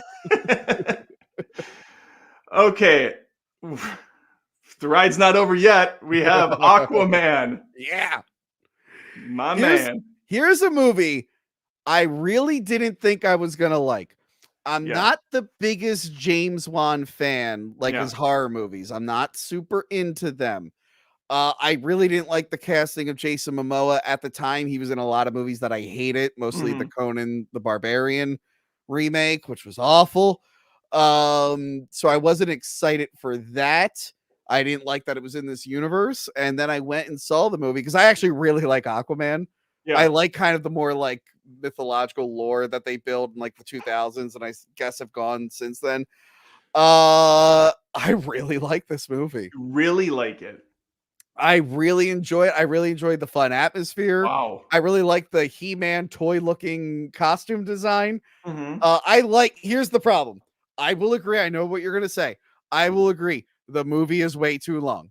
2 hours and 24 minutes long. Yes, but I think we talked about this before. Yeah. I think they thought it was going to be the only Aquaman movie, so they put everything into it. And again, I do feel like it's overstuffed, but at the same time, I liked Ocean Master in it. I liked Black Manta. I did not like Black Man was so stupid. Like, I'm gonna get my revenge. Let me put this giant novelty helmet on and shoot a laser out of my face. Yeah, that's Black Manta. That's what he does. That's what he does. There's got to be a better way to get him to put a I feel like I like cancer-causing radiation suit on his head, and I like that it really embraced a lot of the Aquaman lore. It even had the fucking octopus playing drums. That is from a comic. That was fine. And also, like, I hated Aquaman's costume in the Justice League movie. I'm like, oh, this sucks. They went like so bad. And then I saw the trailer of him wearing like the legit costume. Yeah. Like all these costumes feel like they're right out of the comics.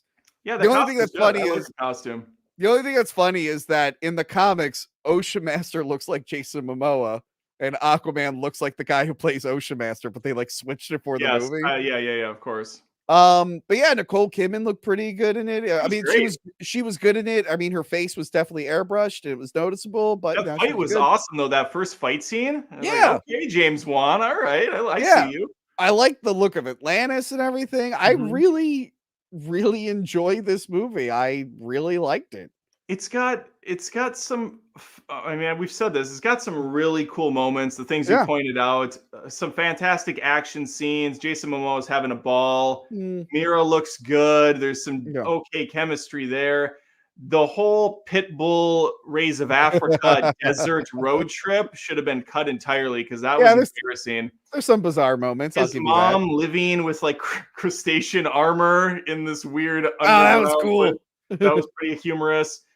But yeah, overall, there's a shot in the movie that kind of like triggers me. I don't know why. It's such an ugly shot in the movie. It bothers me. And it's in all Yeah. the trailers. And it's when Aquaman's fighting his brother and they show the crowd. And there's this Chad guy in the crowd that goes, yeah. And it looks really fake, almost CG. And I hate it. I hate it so much. But outside of that, yeah, I'm willing to go C on this. Oh, I have this Can at you? A. What was So that? can you? Okay, an A for Aquaman. Yeah, I have an A. As I someone who can't. really likes this, someone who really likes this character and got to see the things I thought I'd never see on screen, looking the way Mhm, I wanted them, mhm. and being a mostly okay movie, I'm giving it an A. By the way, did you know that the big monster that talks to Aquaman is Mary Poppins? I don't know what that means. You know how like he goes to find the dead I know king's what you're body? talking about, but go on. You baited me. No, What? like literally, the voice of that monster is the actress who plays Mary Poppins. That's the weirdest bit of trivia. Like the It's original Mary yeah, Poppins? It's Julie Julia Andrews. Andrews? Oh Julie my god, Andrews is the voice of that big tentacle that's monster. so bizarre. Okay, well, it is But funny when you see when like some of these people show up. DCEU actually has a lot of yeah, Oscar winners and stuff that just have these tiny bit yeah. roles. It's just hilarious. I saw that Gary Oldman recently came out in some interview and he said because he's in Dark Knight, but he Yeah. said Dark Knight and Harry Potter saved his life because he was able to just cash those super easy paychecks to go Yeah. up for like a week of work and then he got to be home with his family. Like, okay, all right. Yeah. The residuals are probably nice too. But it's funny, Yeah. you ever think like not to be morbid, but like if Julie Andrews ever dies, there's gonna be a year at the Oscars where they do an in memoriam and they're gonna Yep. show like her and the Sound of Music, her and Mary Poppins. Do you think toward the end of the montage, it'll be the big squid monster with Jason Momoa riding? And they'll do what Hollywood does now, where they take one of the classic songs and they do like a somber version of it. So it's gonna be like, Yeah. and a spoonful of Sugar. sugar makes the medicine go down. Aquaman, you're gonna get the spit. Yeah, that'd be great. That would be so great. In No, memoriam. Aquaman was a lot of fun, and like they did change the race of the character to be Samoan, and I like that they actually worked that into the film. Like he's doing like the haka and whatnot at the Yeah, end and that things. was really important for me that they tied that into Yeah. Aquaman. I mean, Really. why not? Why not? Like when it comes to like changing races and stuff, like this is what I'm kind of on board with. I can kind of see it. I just can't in any good conscience give this an A. I can meet you at a B. Can you do I B? will. No, Adam, our friendship's over. No, I'll be fine with a B. All That's right. fine. You can do a B. It kills me that this is higher than Man of Steel, but The to be tier fair, list isn't on the screen. You got to put it on there. People think you're lying. Oh, okay. Oh, okay. There we go. It's up there. I put it up there. Look at it's there. All right. Next up on the list is Shazam. Yeah, Shazam from my hometown, Philly. Even though it doesn't really look like Philly other than the art museum, but yeah. I never saw an episode of Chuck. I heard that show was good. I didn't watch it. Levy or Levi, Yeah. he's throwing shade at the newest stuff going on with James Gunn. Yeah. He's kind of bitter, it sounds like. I don't know if he's bitter with him or with just the whole situation, which is fair, I guess. But Yeah. he kind of sucked in the second one, anyways. So I'm not that upset about it. I really like Shazam. I like Shazam too. Yeah. Not two. I like Shazam also. Two is mediocre. It's whatever. No, Shazam's another character. Well, Captain Marvel. that I've read a bunch of his books, and yeah, back in the day, he used to actually outsell Superman. Yeah. There is an alternate reality where like Shazam comics are the more popular ones, but because Hmm. his character got tied up in like legal rights issues and whatnot, Okay. he kind of went away for a while. It's kind of, people say the same thing with like the Shadow. Like the Shadow would be bigger than Batman if he wasn't tied up in like weird rights issues. I don't know about that, but okay. What did? If you're not allowed to make a comic, how could you compete with the other one? Oh, well, that's true. That's Yeah. fair. Okay, that's fair. It's kind of like how EA Sports has the rights to the NFL for video games, so Yeah. so any other football game is like, this is the cooks instead of the chefs or the Chiefs. It's like three removed. The Chiefs, the chefs, the cooks. But no, Shazam was a fun. It's basically, it's kind of like a remake of Big almost. It was a fun movie about like finding your family, even if it's not your real family. Yeah.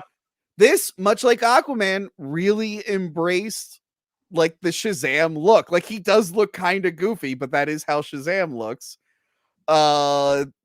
They have Dr. Savannah. He is wearing his comic outfit, but he has a coat over it. But yeah, overall, I really, really enjoy this film, even though again it takes place in Philadelphia and it looks nothing like Philadelphia. I not to beat a dead Mm. hooker, but Yep. that's the expression, right? Not to beat a dead or horse, I Yeah. guess. Yeah. The movie's 2 hours and 10 minutes long. Yeah.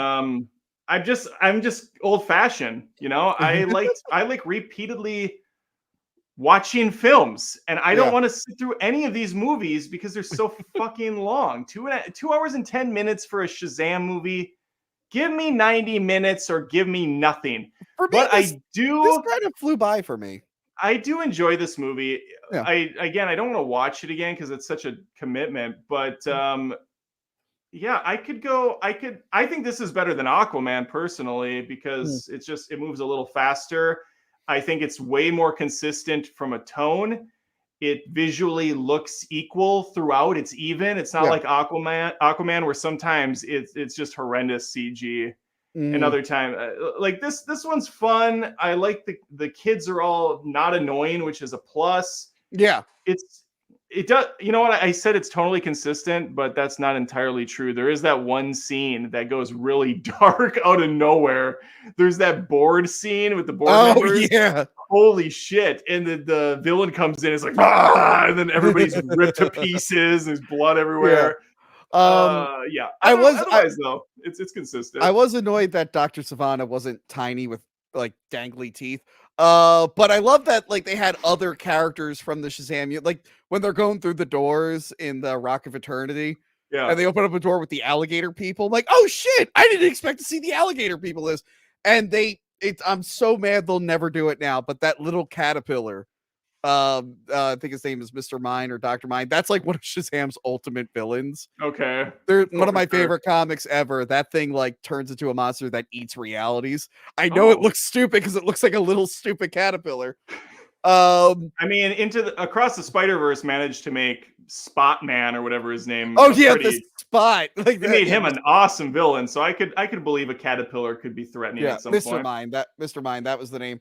Yeah, I like that they had the statues with the 7 deadly sins. I like that it was true to the lore. I think it took more from the New 52 Shazam, which I didn't read, but I was aware of. Okay. But overall, again, I really, really liked it. Other than it not looking like Philadelphia at all. I'll put this at a B with you. You can do B? I mean, I have it in A, but sure, throw it at a B. I guess this is of the DCEU, isn't it? Yeah. I'm kind of grazing over this list. God, it feels almost heartbreaking to put Shazam at an A. That's like putting an Ant-Man movie at an A. But you know what? I'll do it. I'll go A for Shazam. Okay. It's a little engine that could.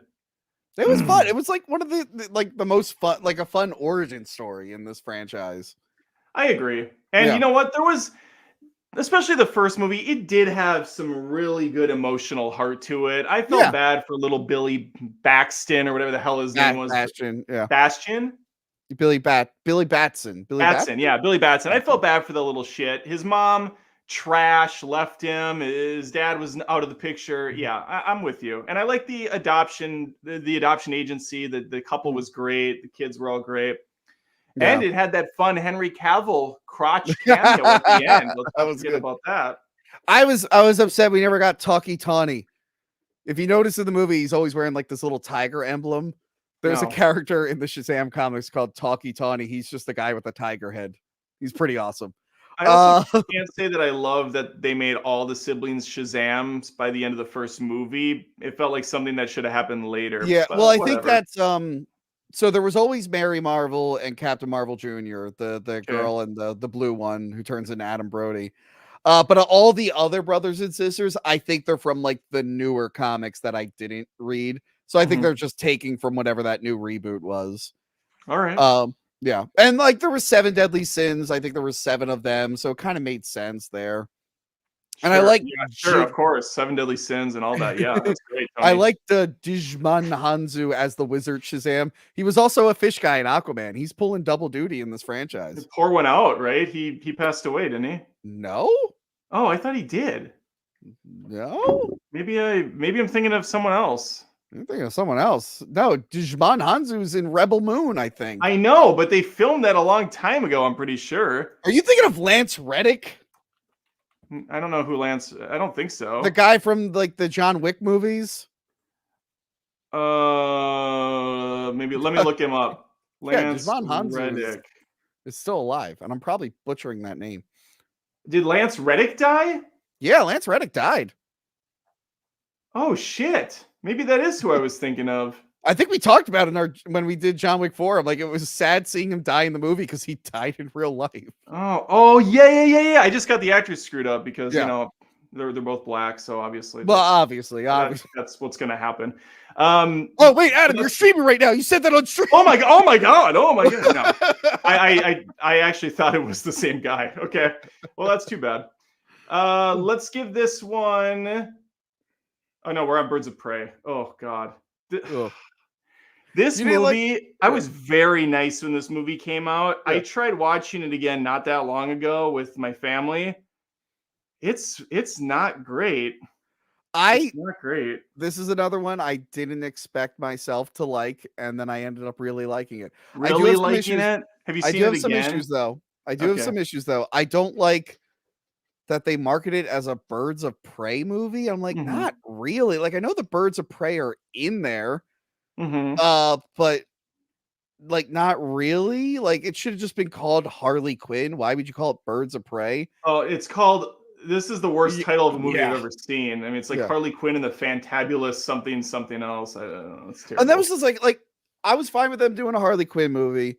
It's weird that they grouped her in with the Birds of Prey because, as far as I know, like I haven't read like regular like mainstream comics for like years. But back when I was reading, like Harley Quinn was in the Suicide Squad and like with the Joker and all this other stuff. I don't remember her like being in the Birds of Prey or being like friends with them. That was weird. It's weird they didn't do a movie about like her, Poison Ivy, and Catwoman, like the Gotham City Sirens or something. But yeah, I went into it with an open mind, and I actually had a lot of fun with it. Again, I like that they tried as hard as they could to like desexualize Margot Robbie. They put her in basically garbage bags for clothes. I don't know what that was about. Then again, she was depressed going through a breakup. So I know it's just funny. Like the ugliest outfits I've ever seen anyone wear. I don't mind the movie. I like the movie enough. Again, it's just my second watching with my kids. It was like, oh, this is kind of a chore to get through. The second half is not good. The first half is solid, but when they get to that freaking funhouse place, it seriously looked like Batman and Robin. Yeah, well, that was the weird thing because like the Joker does have a lot of places like that in the comics, and that does feel very Jokery. Like, so that would, in my mind, that makes sense for a location for them. But this Joker that we've been introduced to acts like a pimp in nightclubs. I'm like, wait, he also has like a rundown carnival. Like, I feel like I'm not even talking about it from the aspect of does it make sense within the universe. That's a whole other thing. I just thought how it was filmed, how the choreography was during the fight. It seemed so different than the earlier stuff, which was so much slicker, and it was clear that the John Wick guys had helped out on those earlier things because they just looked that fight where she gets the cocaine in her face and goes all cocaine bear. That part's fantastic. I like when she's like rollerblading, like knocking those guys out in the cars at the beginning. Like it was a really funny movie. It's like the weird thing is, like, people are asking me what I thought of it. I'm like, well, it's better than a sequel to Suicide Squad has any right to be. Like, it really did not need to be as good as it was. I love Mary Elizabeth Winstead. I love that woman. She was Huntress in it. I like her normally. I don't. No. I mean, I love her just in general. I think I do too. She didn't really do anything for me in this. I would like to see her as Huntress, like, had that continued. Yeah. But I mean, they got her backstory right. But then I did think it was pretty funny where she kills Zaz. And she's like, all right, that was all my revenge. I don't care about anything else. And she like tries to leave the movie. And then she's kind of forced along into it. Black Canary, I didn't enjoy at all. No, she was lame. Most of the sidekicks kind of sucked. Harley Quinn, it was the show.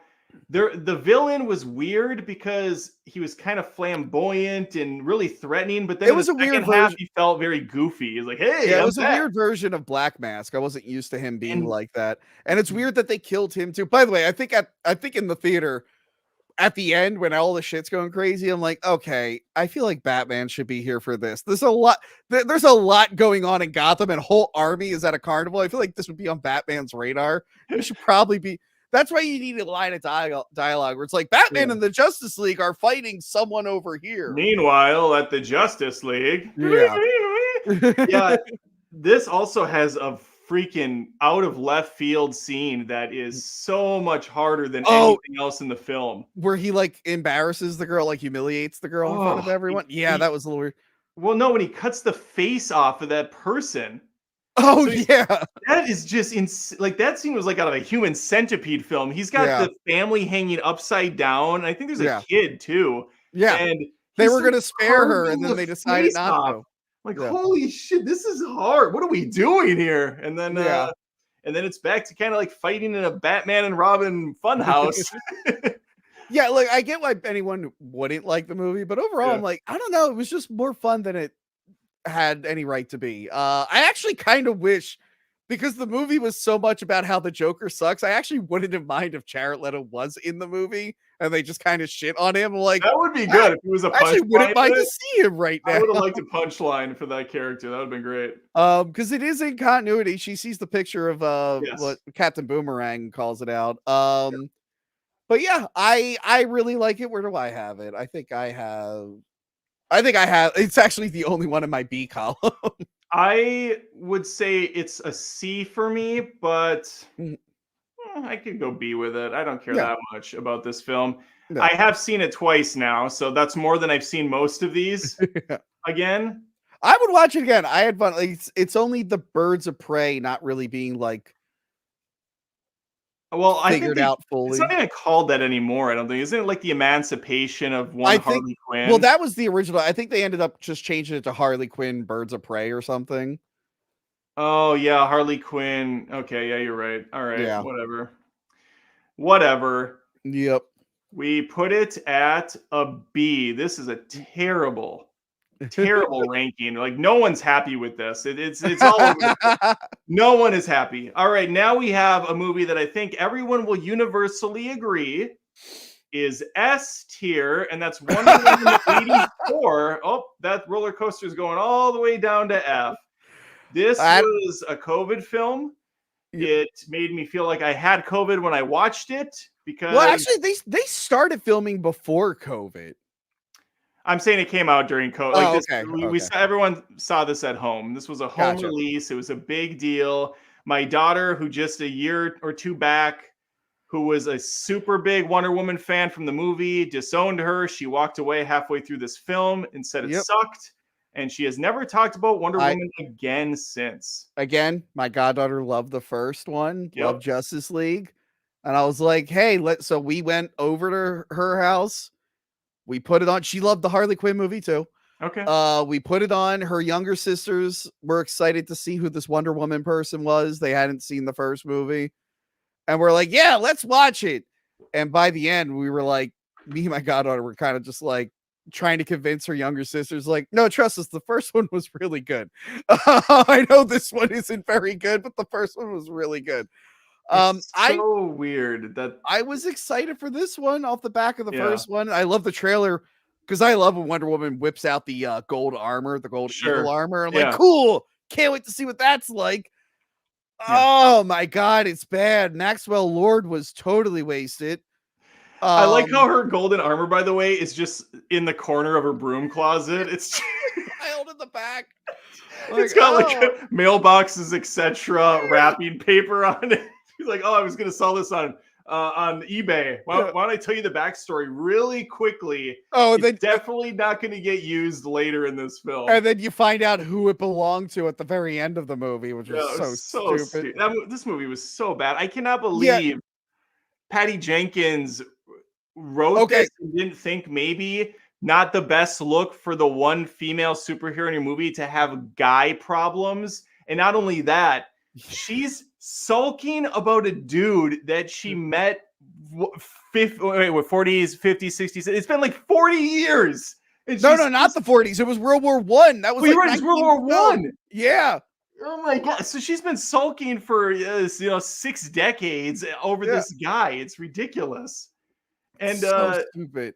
Not only that, she just straight up rapes a guy. That's technically yes. I mean, yeah. I don't know why the wish worked out that way, where it's like he'll be back, but he'll be in another guy's body. Like, what the fuck is that? Where's the other guy at right now? Is he just in limbo? Is he in the Get Out world? He's in a black space. I don't know. And then Maxwell Lord, who is like one of the coolest like villains in the DC comic, like when it comes to like, there was like a period where he was like the manager for the Justice League, and then he ended up being a bad guy. Wonder Woman actually kills him, spins his head backwards, and it leads into this amazing like big world ending event where it actually caused the reboot of DC, one of the many reboots. And then here he's just kind of a con man. But she and his name isn't. But she defeated him cool in this movie too. She was like, Kal-El, no. And she has the lasso. Yeah, she does. We love you. We're all friends. Does a whole thing about like truth, and then he goes and hugs his son. I'm like, what the fuck is this? Everybody renounce your wish. Every single person renounce their wish on planet Earth. So getting back to writing, this is written by, hold on, let me bring it up. Like you said, Patty Jenkins and Zack Snyder. I'm joking. No. I'm joking. I just want to make sure I get this right. Sorry. I thought it was just a PJ joint. There was more. No. Written by Patty Jenkins and Jeff Johns. Now look, Jeff Johns is a comic book writer. He's written a lot of amazing comics, especially in the DC universe. Okay. Hasn't really written many film scripts. Sure. Not really known for writing films. Did they just give him a writer's credit because they took ideas from his comics? No, he actually worked on the script. Oh, he did. Okay. Because they will acknowledge people and they do get royalties for that. There's actually a problematic guy who left DC and he gets royalties and people get pissed off. It's like, well, they keep using my work, so blame them. Sure. I might have him on the show because I love people everyone hates. Hi, Adam. So they got Patty Jenkins, who really shouldn't be writing this type of movie. Has she been a writer? Hold on. Okay, she wrote and directed Monster, and then this is the second, like, the Charlize Theron movie? Yeah. Well, that was a great movie. She wrote and directed it, and then like this is the only major film. This is the second major theatrical film she's written. And she kind of wrote Monster again for this movie. They just repurposed the script. Gal Gadot's like disheveled halfway through. She's crying in the corner constantly. She's turning tricks on the streets. Yeah, they got rid of her like shield and sword, which I get. Wonder Woman doesn't really have. Yeah. Wonder Woman doesn't really have that too much in the comics. That's another special occasion thing. But why establish it so hard? You know, like this was a full plot point in the last Wonder Woman movie. She goes to get the sword. It's this big moment. What a mess. And she's throwing her dumb tiara all over the place. There's hilarious stuff I spots. would normally like, but yeah, nothing works in this film. Wonder Woman is unlikable. Chris Pine, I liked him in the first one, but he's kind of weirdly used here. Well, he's an ass. Like, he has no problem Uh, that he's just in the body of some other guy. It annoys Yeah. me. Like, dude, come on. Yeah, it's not even like he's like, hey, this is wrong. You should stop this. He's like, oh, look at that garbage can. Is that artwork? And yeah, I just really have a problem with Maxwell Lord. So what is it? He wishes that he was the wishing stone. He becomes the wishing stone. Yep. He's So like a genie lamp. So he can grant wishes and become more powerful, but what's his end goal? Profit? I don't know, because he's bleeding every time he does this. Yeah. Can he not just tell someone to wish for him to not be this anymore? I mean, I feel like there's a loophole somewhere. I don't know how the wishing stone works. Like, hey, can you wish that I no longer am a wishing stone? Thank you. And then you have Kristen Wiig. Yeah. Who's like, I wish that her character arc is literally Selena Kyle for Batman Returns. Yeah, it's like it's the she's all that thing where she's got like frumpy which hair. I thought a woman writing this would go against those stereotypes, but I guess not. That's what's perplexing about it all. Yeah, that's the weird thing. And I get Jeff Johns, he works in a lot of stuff from the comics because he knows them well, but like this isn't a good script. Like they showed the game in the beginning that all the Amazonians are playing. That's like a big part of Wonder Woman's backstory that was left out of the first film, and they made it work. They made that origin work without that part, but they couldn't help themselves. They're like, nope, all those characters are dead, but we want those actresses back. So let's just do this weird flashback about learning responsibility or that something. was weird on multiple levels. First off, Wonder Woman's Diana's competing when she's what, 10? I don't know how old she is here, but she's going up against these like top of the line Amazonian women. And so what? She takes a shortcut and still wins. Was there something in the rules that she couldn't cut through the grass? She still accomplished the goals. Yeah. I didn't understand it. I just thought, okay, this is a kid who was smart on her feet and was able to figure out how to kind of like circumvent this, and they're just like bitching her out. It didn't make any sense. Yeah, this one was rough to get through. I think I've only ever watched it once. And then so Kristen Wiig wants to be stronger, and then she's like, I want to be in, somehow she gets two wishes. She's like, I want to be an apex predator, and then it's like, sure, did you mean you wanted to be a cheetah woman? That's the best. How come she gets two wishes? Can everybody have as many as they want? Because at that point, Maxwell Lord can just turn to his son and say, son, I don't want to be a wishing stone anymore. Can you just say, Dad, like, you're a regular man again? That's my wish. Or, turn to someone. It's not hard. Still don't understand the broadcast, how he's physically touching people through the broadcast. I'm like, what? This is so bad. This is so bad. We gotta move on. This movie's trash. Okay, it's an F. And it's made worse because the first one was so good, and it's such a step down. Yep. Yeah. It was kind of like for me when I went from X-Men 2 to X-Men 3. It's just such a huge departure. Like such a big letdown. This is like X-Men 2 to X-Men Origins Wolverine. Fair. Okay, The Suicide Squad. I really like this movie. Shocker, it's James Gunn. I'm a big James Gunn fan. I pretty much like all of his movies. He gets me. He gets my immature humor, but he also gets how to write characters that are despicable in charming, lovable ways. Yes. He knows how to direct great action. He knows how to keep drama in play and make you feel for CG monsters in a way that no other director does. I like that he kind of used a different style in this movie than he did in pretty much anything else he's ever done. It had a very gritty look to it. It was dirty and grimy, but it was also pretty visceral how he's moving that camera around and being a lot more free with it. I really don't have a negative on this movie. I think Harley Quinn's the best she's ever been here. I love her look. I love how she fights. She felt like a threat in a fun way. And of course, King Shark is just perfect. Stallone is King Shark. Stallone. King Shark is one of those things where like it depends on the version of the character. Sometimes he can talk. Sometimes he is kind of dumb. they wanted to do the Hammerhead version, because in the reboot of Suicide Squad, they picked him as a hammerhead shark. But Okay. apparently, like the eye line was just weird with him looking at characters. I love the look they got. I think it's Yeah. hilarious. I do like the King Shark in the Harley Quinn cartoon. Yeah. Yeah, he's good No, too. I really, really like this movie. Mhm. I love that like the beginning actually is like showing you what the Suicide Squad is Yes. meant for. Like the one guy goes to leave, his head blows up.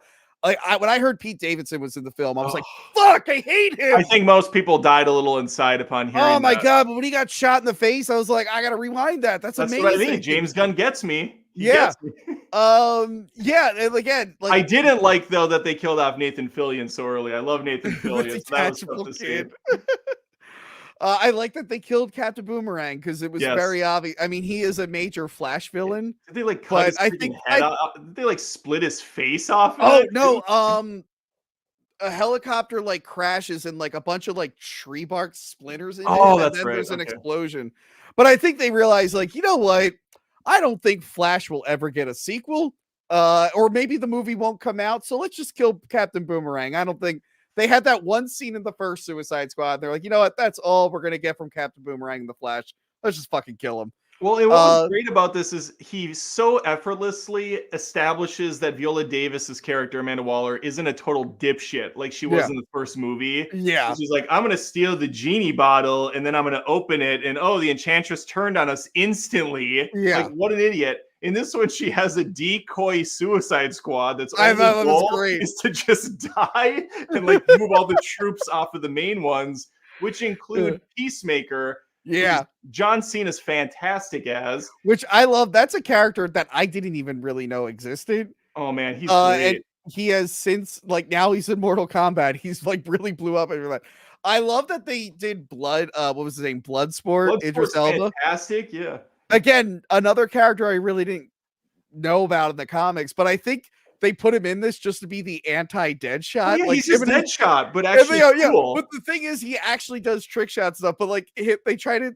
The beginning, it makes you feel like it's going to be like him and his daughter from the first movie, but then they actually just hate each other. They're flexing each other off. And I'm like, he really is the reverse Deadshot. That's fucking hilarious. Oh my god, that ending when he puts that gun together, that was so sweet. Like, where was this at before? He's like, and again, James Gunn really loves these characters. He put fucking Starro as the main villain. Starro was the first Justice League villain. Starro was awesome. That scene where they're watching the old school prompter of the astronauts getting taken over. Like, oh, this is good, man. And then the Thinker was in. I thought it was really, really well done. There were actual stakes, like you said. They showed like a bunch of Suicide Squad members just being killed. What's his face? Polka Dot Man. I love Polka Dot Man. Was fantastic. I thought the mom joke got a little overplayed by the end, but that's like a small little gripe. Just that final one was like, okay. And Harley Quinn was fun. Harley Quinn was Harley Quinn was great. I like the apparently escape scene. The funny thing is, people keep talking about how his plan was to kill the DCEU, but apparently they told him, they're like, hey, we would like you to keep Margot Robbie and Joel Kinnaman, but you don't have to. You could do whatever you want. And he still made it in that universe. Yes. So I feel like if DC said, like, hey, we want to continue this universe, he would have done it. Instead, they said, you just do whatever you want. His brother now he's Calendar Man in this movie, which I like, but now he's going to be playing Max Lord in the new Superman movie. Wait, James Gunn's brother is not Calendar Man in the Suicide Squad? Yeah. He's Calendar Man, and he's. I'm sorry. I was confused. Calendar Man's not in the Suicide Squad. You mean he's in the prison in the beginning. I didn't know that was Calendar Man. Okay. Yeah, he's got the Weasel. He does the motion. Yeah, he's also the Weasel. But I actually liked him as Calendar Man. I'm like, oh, I would like to see more of him. But apparently, he is now going to be playing Maxwell Lord. We're getting rid of the fucking Mandalorian for this new reboot. So I'm excited for that because Maxwell Lord. Gunn also brings back freaking Rick Flag out of all the lame characters, and he makes him cool too. Like, Rick Flag was awesome in this. Yeah. No, it's a really well made film. It's a good time. They are legit bad guys. That's the thing. The first movie didn't really want to show them being like bad. Yeah. Really, like, no, they're bad guys. Maybe they're fighting on the side of good right now, but they are pretty evil. He does. he does the thing that most movies do, which is foreshadows, but he does it in a really solid way with Mm, dialogue where you don't even think that it is a foreshadow. yeah. I can think of three in this movie alone. One is the small bullets when they're kind of like peacocking about who has the bigger Oh gun. yeah. And he's like, "Well, I have smaller bullets." It's like, okay, that's just like a throwaway, like jokey thing. Well, that Yeah. ends up being like a big deal later because it kills, or we think it Yeah. kills Peacemaker. Yeah. He's also got the Ratcatcher 2 backstory line and how that ends up being the thing that saves the day with her cool device that Yeah. moves the rats in. And that also opens up the storyline about the javelin that Harley Quinn has been hanging on to this whole Oh time. right, that guy. I forgot This that is guy. my purpose. She stabs it through. Yeah, That he's part I didn't like good. the eye stabbing. I was Oh, against that, but it looks so good though. yeah. I know you have an eye thing. You don't like the Yeah. eyes getting touched, but I did like Steve Agee, the big fat nerdy guy, he did the motion capture for King Shark. I thought he was pretty good with the motion capture. And Stallone doing the voice for King Shark was pretty good oh too. yeah, it was so good. Um This is S tier for there me. are sorry, there are shark people in Aquaman 2, right? I think I saw them in the trailer. Yeah, I wouldn't put much stake into the shark people. If they're in there, which I honestly don't remember. There's a lot of stuff in that movie. They're Okay. very, very under. Oh yeah, yeah, yeah. There's this whole like complete ripoff not Moe's Cantina. There's this whole ripoff Jabba the Hutt scene where they go Uh to an underwater bar and they straight up have a Jabba the Hutt character laying on like a bed, oh getting god. fanned by like three fish chicks. It's just hilarious. Like, what, really, Okay. James Wan?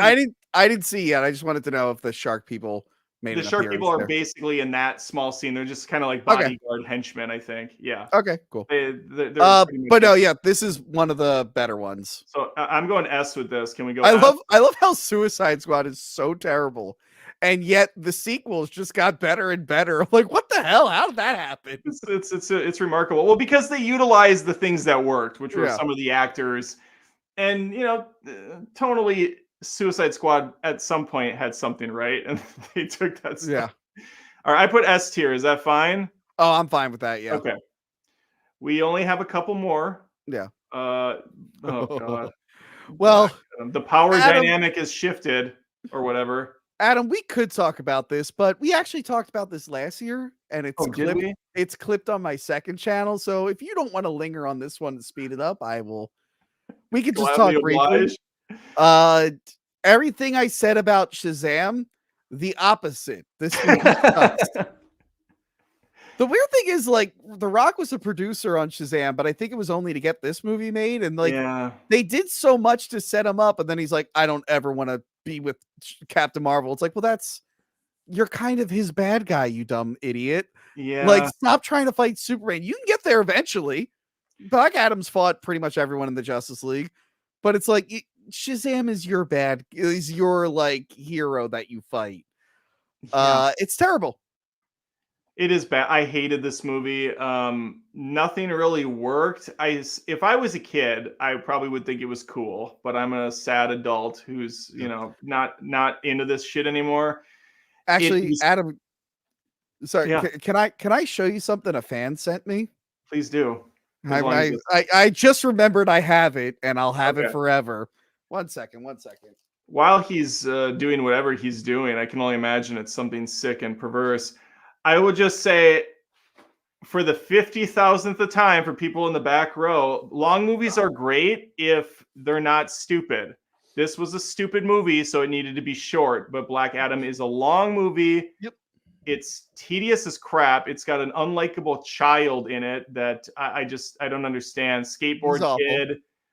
Nothing is really set up at all. For some reason, there's an X-Men mansion in this film with Hawk Guy who can somehow go toe to toe with the Superman character. I didn't know how to like attach myself to anything in this. Yeah. And it was weird. Funny. It was just somber and miserable, and nothing. It's nothing like my complaints about like Birds of Prey not really being worked into like the Harley Quinn movie well enough. The Justice Society is so shoehorned into this movie. And it done poorly. Adams, one of my fans really enjoyed our review of Black Adam. Okay.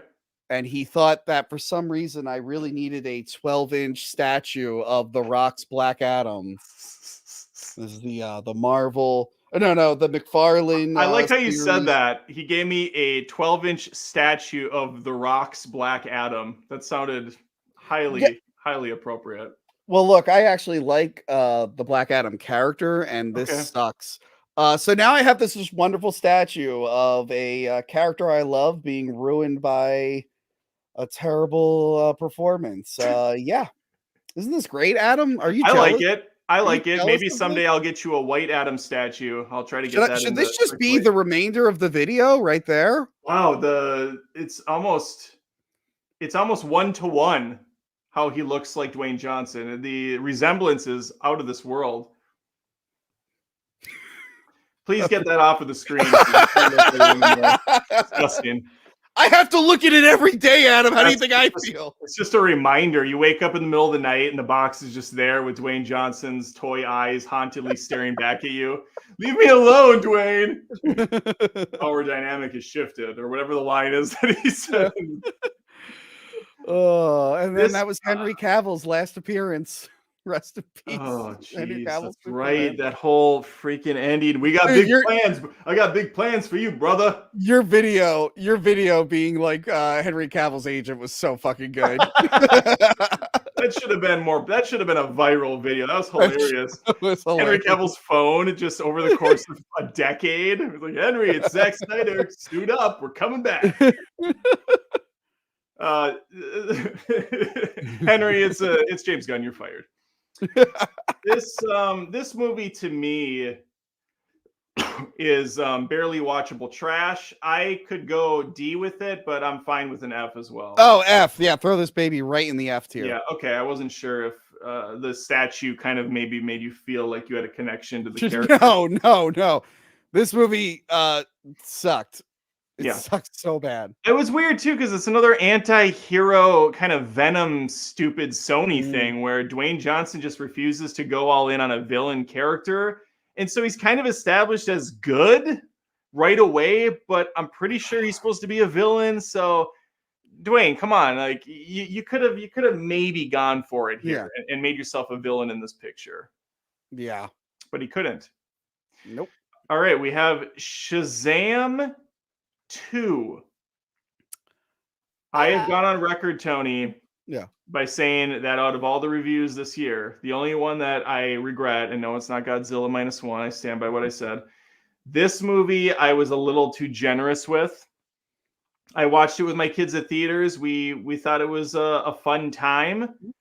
I've forgotten almost every single thing about it since leaving the theater, except for that at some point Shazam throws a bus at a dragon. Yeah. I also hate with every fiber of my being the performance by Zachary Levi in this movie.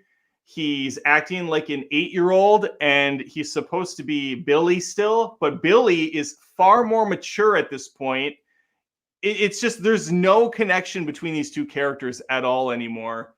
I will say I enjoyed the movie more than probably most people, but yeah, that performance was a little off. Those two should have worked. Those two should have worked together a little bit more. I like that the Wizard Shazam lived. Yeah.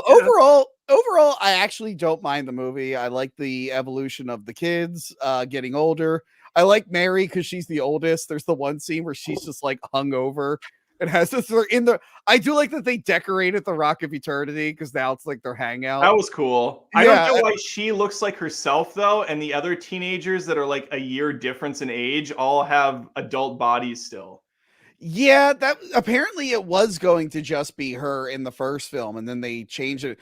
But then also like they redesigned all their costumes. Like their costumes in the first film are pretty accurate, and now I think when we reviewed it, like her outfit looks like it's made out of like I don't even know, some like weird like ball that used to play with in gym. I think there were a few people playing with their balls when they saw that costume in the second one. I mean, that is a gorgeous woman. By the way, of all the reviews that I clipped from our live episodes, My thumbnail is literally her at the premiere with her dress and her cleavage out. That has the most views out of anything. I didn't Classy. even use an actual still from the movie. Why would you? This is YouTube. This is the internet, where dignity comes to die. But again, Philly represent. They went to Lincoln Financial Field, which I haven't been to in like 16 or 17 years because I don't watch baseball. But yeah, I got to represent Philly, Adam. Yeah. I put this at C. So based on, I haven't watched my review again. Maybe I was very nice. I don't honestly remember. I probably would have put this at a B based on what I think I said about it. But after like sitting with it over the year and just never really having any desire to watch it again, I'd probably move down to a D. But I could go C with you. I have no problem going C because I do like the characters. The family's still there. Yeah. The Wonder Woman stuff was horrible. Especially when she had a bearded face. That was just bizarre. That was a funny dream sequence. I didn't mind that. It was awkward. I'll say that much. Yeah. It was awkward for me because I was kind of into it, and then I saw the face. I'm like, oh my god, what's happening? Let's go C with this one. Yeah, I'm fine with C. Right next to Man of Steel. All right. I don't know if we agree on this one or not. I can't remember. I think we do, but The Flash. James Gunn said it's one of the greatest superhero films ever made, and he hasn't said anything since. James Gunn's probably maybe doing some bad marketing for it, but I like this movie. I've seen it twice. I understand all the criticisms. Believe me, they're there. The effects work is hilariously bad. It's ripe for making fun of, for sure. The babies are horrific. It's hilarious how bad they are.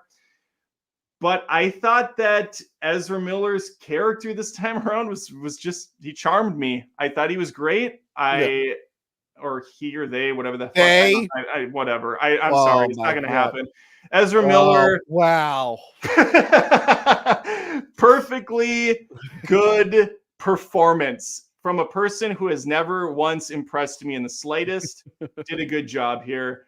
The cameos were cringe at the end, but I did like the Clooney one at the way, and I thought that was funny as hell. But again, that was funny. My kids didn't understand that. My kids both really enjoyed the movie as well. They didn't see it in theaters. I watched it with them at home. My daughter's completely burnt out. She doesn't give a shit about superhero films, and she was on board with this one. Connor dug it. Great action, good spectacle. Yeah, I'm fine with this film. And I like Michael Keaton. Keaton was one of the few exceptions where they didn't bring the old dog back and then completely kill off his backstory and make him some like alcoholic deadbeat dad. Well, he was drinking and depressed, but they made a good point to be like, Gotham doesn't need Batman. It's like pretty safe now. It's not like he just gave up. He had the mission accomplished banner up in the house. Although there was a deleted scene where they talk about how like he accidentally got a kid killed. Something he did led to the death of a kid. And that's kind of why he but it wasn't like he just abandoned Gotham and it died. It was the Sergeant Powell scene. I shot a kid. Oh, I guess out. He had one of those toy guns. It was kind of like that. My one issue is just like we never really got to see Gotham, the Tim Burton Gotham, which is funny. We joked about it in our commentary track. I like how the Batman Returns cave looks completely different than the first movie. Yeah. And then this movie, it's the same mansion and cave from the first film. So it's like either Bruce Wayne has two mansions with two caves, or he's like, you know what? I didn't like that remodel. We're doing it all again. We're switching it back, Alfred. Could you imagine like the like stereotypical New Yorkers like, hey, we're working here. You just fixed the cave up. Now you want us to put it back? Come on. But you're right. The CGI in the beginning and the end is terrible. Yeah. Very clunky in the beginning, very clunky at the end. And then there is awkward shots. Like the two Barrys look really, really good for most of the movie. I thought it was then there's like literally shots where one of them will be so smooth because it was probably like a last minute one that they did. But yeah, it was okay. I enjoyed it for what it was. It's not what I would have done with The Flash. I feel weird that my childhood Batman died in a scene from a film that I hate. I don't know how I feel about that. I would prefer that. Not that I'm even like the biggest fan of those films anymore because they are pretty flawed, but like I prefer Michael Keaton's Batman not die in a scene from the worst Superman movie ever made, but whatever. What are you gonna do? Yeah, that's true. Also, his death feels weird because we all knew he was coming back for another film. Yeah. And then they reshot it and changed it. So his death is just kind of awkward now. It doesn't make me feel sad or anything. Well, he dies like 50 times too, doesn't he? They just keep killing his ass over. But then there's like the definitive death, and I'm like, yeah, but I don't really care because I knew he was coming back. It just feels weird. But yeah. I hear you. It's a wild ride for sure. Seeing Nicolas Cage fighting a spider. For no that was going to be in the Nicolas Cage Superman movie. I know why, but it's just it's so. And Ben Affleck wasn't too bad. It was weird that they finally gave Ben Affleck like a modern Batman the blue look, but then they put armor all over the suit. Dude, that scene was. I thought that was fantastic. That whole opening action scene where he's like surfing on the like Spider-Man on the ground, and that was great. I just don't know why they put armor over the. I'm like, no, I want to see like the blue and gray suit. Why are you putting all this weird armor in front of it? And then that poor Gal Gadot with her Wonder Woman cameos every time. Hi, I'm here. Okay, bye. She was late. She was late because she was bringing Shazam back to life. This is hilarious. It's like every time she shows up, that music. Oh, we didn't even talk about that at the Snyder cut. Holy shit. Oh no. Her music in the Snyder cut was the worst. The chanting. Every single time. She's hailing a cab. Okay, I want to put this at a B, but I'm guessing you will not go B. I put it at a C. It's B almost there. for Barry. Okay. Also, we were joking in our commentary, like the Michael Keaton in this does like moves and stuff that the young Michael Keaton could never have done. Around. He's awesome. Yeah, I'm like, oh wow, he really figured out that neck problem on his suit. Yeah, they did. Ugh. The full body turns. Every Batman has these hilarious stories, and the Michael was it Christian Bale couldn't breathe out of his, so he's like open mouth the whole time. Where's Rachel? Don't lie to me. Swear to me. Adam West really had it the best. He did. He had a nice breezy costume. To the bat plane. Oh man. Oh, Robin didn't have it the best in those ones. Robin didn't have it the best. We have Blue Beetle, Tony, your favorite superhero movie. I thought James Gunn said he's the first like DC character in this new timeline, but people are saying it's in James Gunn. James Gunn's just maybe going a little too fast and loose with some of the stuff he says on Twitter. Yeah. Well, Adam, I know you love this film. We've reviewed it together. But throw it up in that S tier. I'm surprised you didn't wear the suit for this one. That wonderful. I should. You know what? The suit is in when I'm not wearing the suit. Yeah. It's up in Connor's closet because Connor digs the suit. He's never seen the movie. He could watch it. Doesn't have any desire to, of course, because it's a Hispanic-led superhero. So he's like, nope. You said not in my. Not in my house. No, this is Connor. This is my 11-year-old. He's like, no, no interest. It's not a white lead. I'm not interested.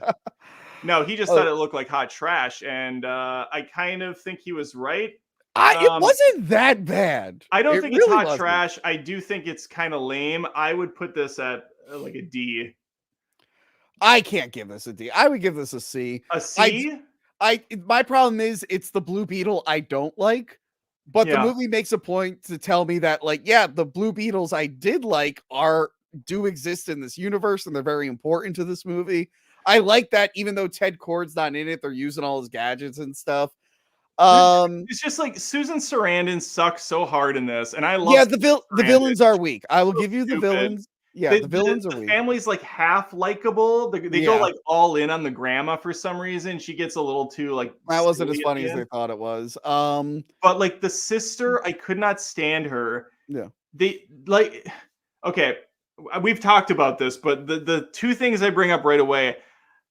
I like feeling sympathy for characters, especially those that are coming from a tougher place. They're having their home taken away. you know, the rich people are awful. These guys are down on their lucks. Great.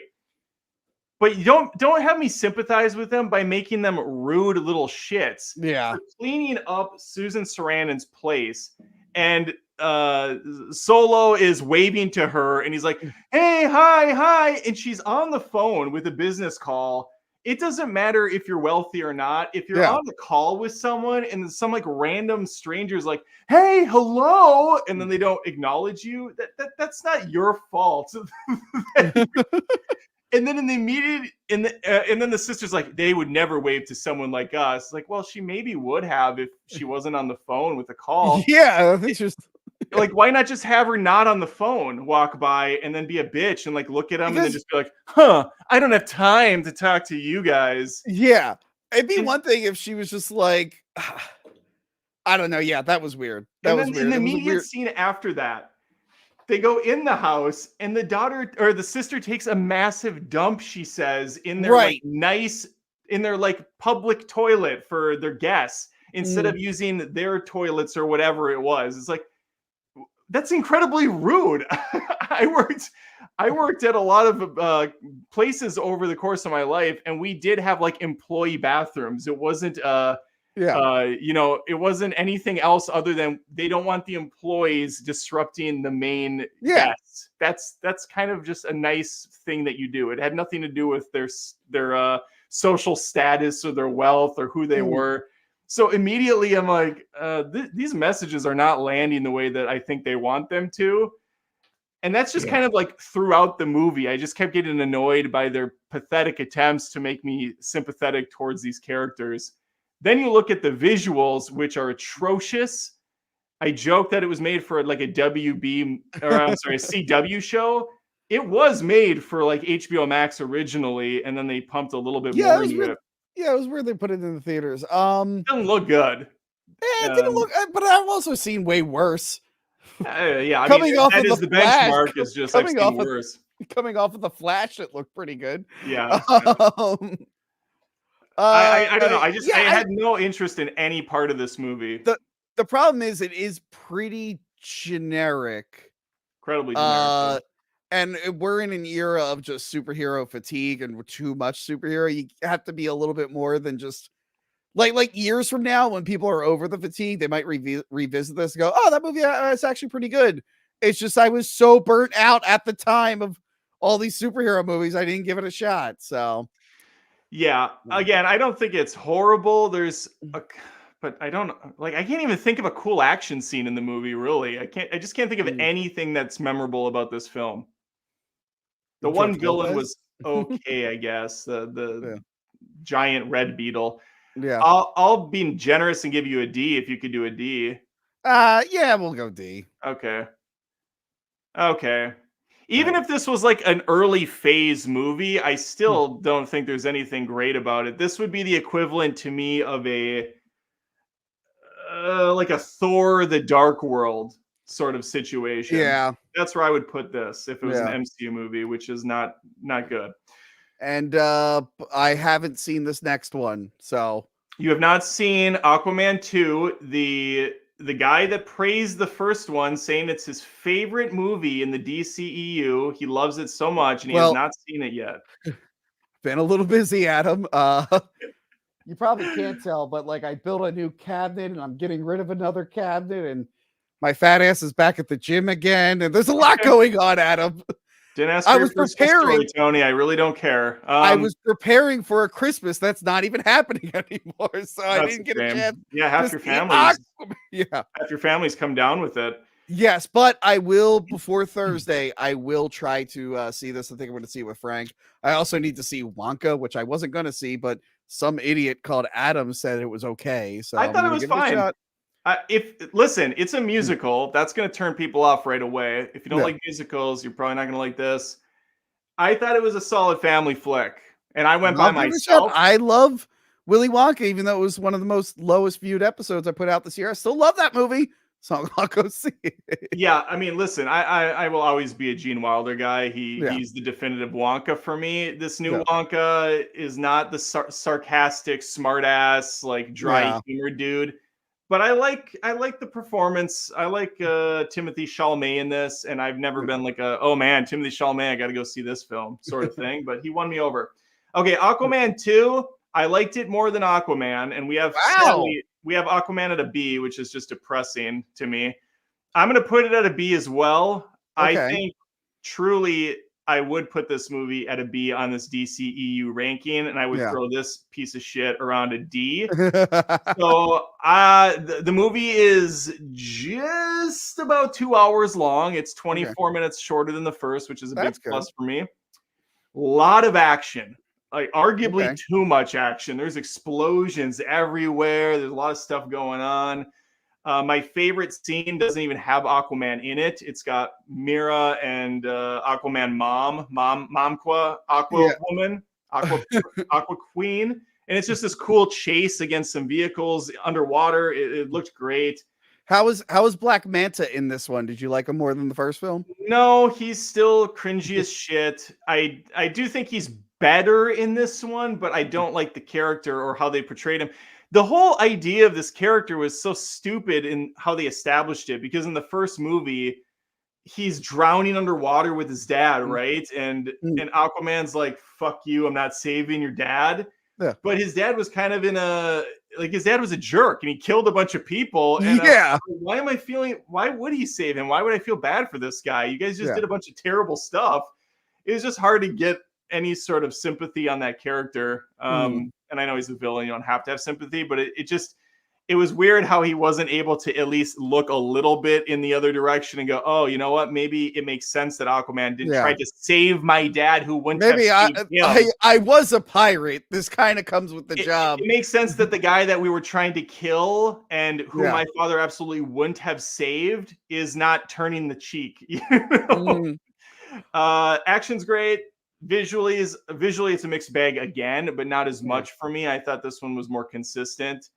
It didn't have any of the beautiful shots that James Wan had in the previous one Mm. with the trench. I didn't see Yeah. any of that cool stuff, but I yeah, I kind of felt bad for James Wan because like this movie's kind of been done for a while, but yeah, DC yeah, didn't know. Like originally, Michael Keaton had a cameo as Batman because it was going to be after the Flash, yeah. and then they decided that they wanted Ben Affleck to stay Batman because he actually liked being Batman now, so they reshot it with him. And I'm gonna guess that there is no Batman in the film. Am I No, right? I didn't stay for any post credits. I don't know if there actually Hmm. are any, but I left I before. I feel like if there was a Batman in this film, we would have heard about It it. would have been spoiled online, yeah, Yeah, like 3 years ago. yeah, It's funny that you can definitely tell that there were a lot of editing considerations here. yeah. Mira's in it a I shouldn't not a ton, but she's in it, I think, more than people probably thought she was Oh, gonna be. we know a guy who's I don't know if you still follow him, but we know a guy who's trying to get people to boycott the movie because Oh, she's in it. there's been comments on my review already where they're like, "I'm not seeing this movie," they said I was like misinformed because I said people are boycotting it because Amber Heard's in it, and they're like, Mm. "Nope, it's not because of her." Well, it actually is for a lot of people, but go Yeah, on. it really You're is, like, it's bro. because of the studio and how they treated Johnny Depp and how they fired him from like that shitty Fantastic Beast Yeah. franchise. You Which know, is funny because Zack Snyder just came out saying he would work with Amber Heard again, and now the Snyder Bros are like, ah, they don't know what to think anymore. yeah, But it's like, okay, so that's somehow less ridiculous that you're going to boycott an entire studio yeah. based on them not using a guy who went to court. And I think, didn't he lose? I don't know. I thought he was guilty of He some lost stuff. one thing, and then I think the other thing got thrown out. Yeah, I forget which it's one. just so silly. I didn't. By the way, I didn't care. They both seemed pretty terrible, so I didn't care. No, yeah, I don't care about Yeah, either of them. I just separate it, because yeah, there's so many awful people in the world anyways. Why yeah. would we boycott something based on like an employee working there? Yeah. There's thousands of people that touch these movies. One of them's probably like a serial killer. I mean, who knows? You just don't know.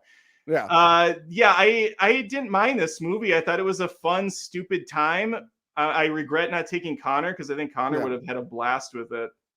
Okay. Now I'm actually more excited to see it. Yeah, I I'm think interested. Yeah. you'll enjoy it. I'm interested to see how they do the whole like Ocean Master Aquaman buddy comedy thing. That stuff worked, I thought, pretty well. I will Really? say the weakest part of this one is Jason Momoa as Aquaman. Really? He kind of has a Ben Affleck thing going on where a lot of this movie he looks to have gained a decent amount of weight. I Mm. don't know what's going on with the guy. There's some very obnoxious Guinness sponsorship early on where he's crushing Guinness beers, and I'm just thinking Uh, maybe he drank a few too many in between takes, but something about him's a little off. yeah. They kept reusing his stupid like scream that he does. It's like Yeah. 10 times in this movie. And now I know a little bit of the Aquaman lore from the comics, and you're not giving me a heads up of any really dark, horrifying moments. So I'm assuming Aquaman's baby makes it out okay of this movie. I'm not going to spoil that because that actually is a decent plot point. It's kind of something that they bring back at the end, so I can't spoil that. But I will say Okay. I brought up Amber Heard because she's in it, but she doesn't talk. She's just kind of there. She She's in a lot barely. of scenes, just kind of hanging out. I think she maybe has 4 sentences, maybe total. She mentioned during the trial that they like reduced her character a lot. Oh, you can tell. You can Yeah. tell they reduced it. I bet she was in a majority of the scenes, and they Mhm. just kind of worked around her for Yeah. sure. Yeah. Yeah, so it's definitely reduced. Anyway, that is our ranking. It's it's a mixed bag to be Yeah. sure. Obviously, Tony and I are not huge on this DCEU disaster. While we spend a few minutes chatting about what we think the future holds for James Gunn and wrap up, why don't you guys put any super chats in, and I will read the super chats that have come in. It's a Yeah. little sparse right now. It's the holidays. I understand people are Mhm. trying to save up for those Christmas presents, and Did my people not come aboard? I don't know, Tony. It is what it is. I understand. It's holiday time. People are crunching, but let's No, no, wind no. down. If you got a Christmas bonus, you're giving it to Adam right now, you cheapskates. Let's go. Let's wind down with a few minutes of speculation because I love nothing more than some good old fashioned speculation. And while we do that, super chats can come in and they can subscribe to Hack the Movies for the holidays. Hack for the holidays, Ooh, as I just came up hacky with that. holidays. No, I like what I said. What do you think about James? What do you foresee happening with Superman Legacy in 2025? You think it's going to be a Man of Steel situation, or do you think James Gunn is going to start this off on a good note? Look, I based on everything he's done, I know Guardians of the Galaxy 2 was kind of meh. I think he's gonna make a good movie. I think he's gonna make a pretty fine movie. Whether it will do well, I just honestly think the audience is burnt out and they've given enough opportunities for these movies. Like, look, there's a Superman TV show that's been running for a few years. People are probably like, oh, I'll just watch that instead. I I just think they're burnt out on taking a risk going to the theater to see these and being let down, especially by DC. You But I don't think the think movie itself will be good. you He don't think seems Gunn has the pedigree with the name? maybe, hopefully that will help him because Suicide Squad. I do love when the Snyderverse people who hate him, they're like, his movie didn't make a lot of money. I'm like, yeah, it came out during COVID. Not a lot of movies were doing well at the That was theater. such a stupid nonsense like Yeah. argument to make. Give me a break. They don't know how much BVS or they don't know how much Yeah. Justice League made either. Yeah, but then like It made nothing. Peacemaker was really well received. That was a really fun show. I like that show as well. Yeah. Yeah, so I have hope in him. I think he'll make a good movie. I can't guarantee it will do well because people are tired of Marvel. People are tired of this. But they did go out in droves to see Guardians 3. Guardians 3 did very well. That was a little bit of a holdover because, well, remember that was a movie people thought wasn't going to happen because he was fired briefly. Yeah. Yeah. Occasionally you'll get something like that because people also came out for Spider-Man, but they're not coming out for all the other ones. I think we're coming out for James Gunn. I think he's obviously not Maybe, but think he's about not it at the like Christopher Nolan level of pedigree for sure, but I do think there is a strong base now that knows who this guy is, well, and they will give him a you chance think on Superman. you'd think a lot of people would come out for Bryan Singer off the back of X-Men 1 and 2 and The Usual Suspects and all those other films, but Superman Returns was just kind of meh. Yeah, that movie was very mad, but Yeah. I think it did okay, didn't it? Box office It wise? did okay, but not enough to justify a sequel. But I think it would have done far better if the movie was great, but the movie wasn't That's great. that's true, It and I didn't have a have whole any legs, I whereas have a James whole Gunn's review. Guardians movie. What? I missed that. Sorry, I have a whole review of Superman Returns on my channel. Oh, okay. But yeah, no, Superman's a hard sell for a lot of people, and I think people who don't read comics have this weird view of Superman. They're like, "Oh, he's too powerful; he can do anything." It's like, no, they figure out ways to write around that. Right. I mean, the character wouldn't be around as long as he has if it was invincible and could stop everything. Yeah, good writers can figure out Yeah. ways, or you just make a character who's like a kryptonite spear as Yeah. I do like what he's doing with like the cast. So he's working in a lot of characters I like. Like we're gonna get a Maxwell Lord that hopefully doesn't suck, like Yep. Wonder Woman 84. I think Nathan Fillion is Guy Gardner, who is my favorite Green Lantern because he's an asshole. He Yeah. is an asshole that all the other Green Lanterns hate. Yeah. He's just a real big prick. I I think it's noticed like hilarious when the haters of James Gunn or just the Snyder cult holdovers are like, "Oh, what a surprise! He's using his brother and his buddies are going to be in his yeah, movies." Have you seen directors? They always yeah, pick their friends and family. That's kind of just. I mean, Tim yeah. Burton's wife was in basically all of his movies. Uh, Christopher Nolan uses the same dudes in pretty yeah. much all of his films. That's just they're safe people that you know and work well Yeah. with. That's Um, life. and I think he's reading the room on changing characters too much. Yeah. Because he hasn't really race swapped a lot of characters, but what he has done is actually introduce characters of color from the like Mr. Terrific is in Superman Legacy, who is a character I love. Don't know who that is. He's awesome. Based on me, I assume. No, Oh, but okay. he's cool. He's like a black guy who knows a lot of tech and stuff. He's got a Hmm. cool like black and white jacket. So yeah, he's bringing in these characters that you might not have heard of that are people of color and putting them into the movie because people are getting annoyed. They're like, "Hey, we have a character, but it's the black version." It's like, His okay, name isn't Mr. Black Fantastic because no, I only know if they're black based on their color of their skin being in the name. there's plenty of black superheroes Panther, that Black don't Manta. have black. I know. I'm just joking. But no, hopefully he can turn things around. Hopefully he can turn things around. I do like the cast that he has so far. Yeah. Yeah, we'll see. We'll see. My biggest concern, not the movie. I do think Superman Legacy is going to be fantastic because everything Gunn has made has worked really well for me. So I think, and these are with arguably D-list characters that he's taken and kind of spun gold out of. Now he's got like a top dog character. I think he could do really, really good justice with it. My big concern isn't the movie, but it's the management of all the different properties because he's already stated it's not just the movies, it's going to be comic books and TV shows. It's all going to be married together. And that gets so we saw how it worked with Marvel basically shot themselves in the foot with all of these stupid Disney Plus shows and like side stories that you have to keep an eye on in order to really understand the movie. If he's going to go that direction, it's going to get ugly fast. I just hope he like goes slow with it. Like maybe like limit it to like 3 movies, maybe like 2 shows a year. I feel like that'd be way more digestible. That's what I'm saying. Make it manageable. Don't do this. Don't go hog wild with 5 TV shows and 5 movies in a year. So like right now, like just use the Monsterverse as an example, because that is one shared universe that actually is pretty successful. Okay. What is it called? They have like 4 movies. There's a 5th one coming out. And then this year they did like an animated King Kong show on Netflix that's only 3 episodes. And now Apple Plus has like a Monarch show that's set between 2 of the movies. And I'm like, this is manageable.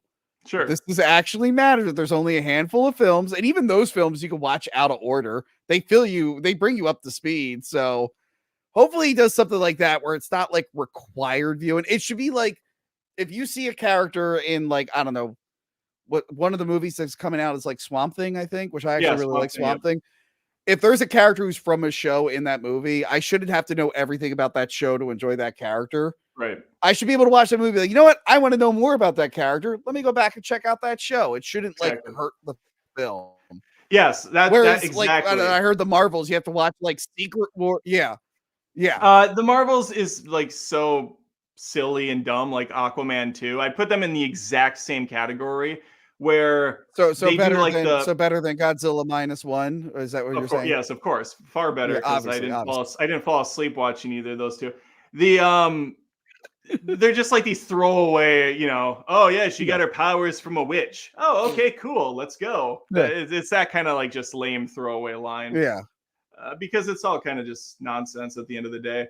All Yeah. right, we're going to end this with some super chats. A few came in. I appreciate it. Tony appreciates it. But this looks like it's all for this is all my crew. I recognize all of these people, Tony. You brought one of them nothing is mine. I think we share him.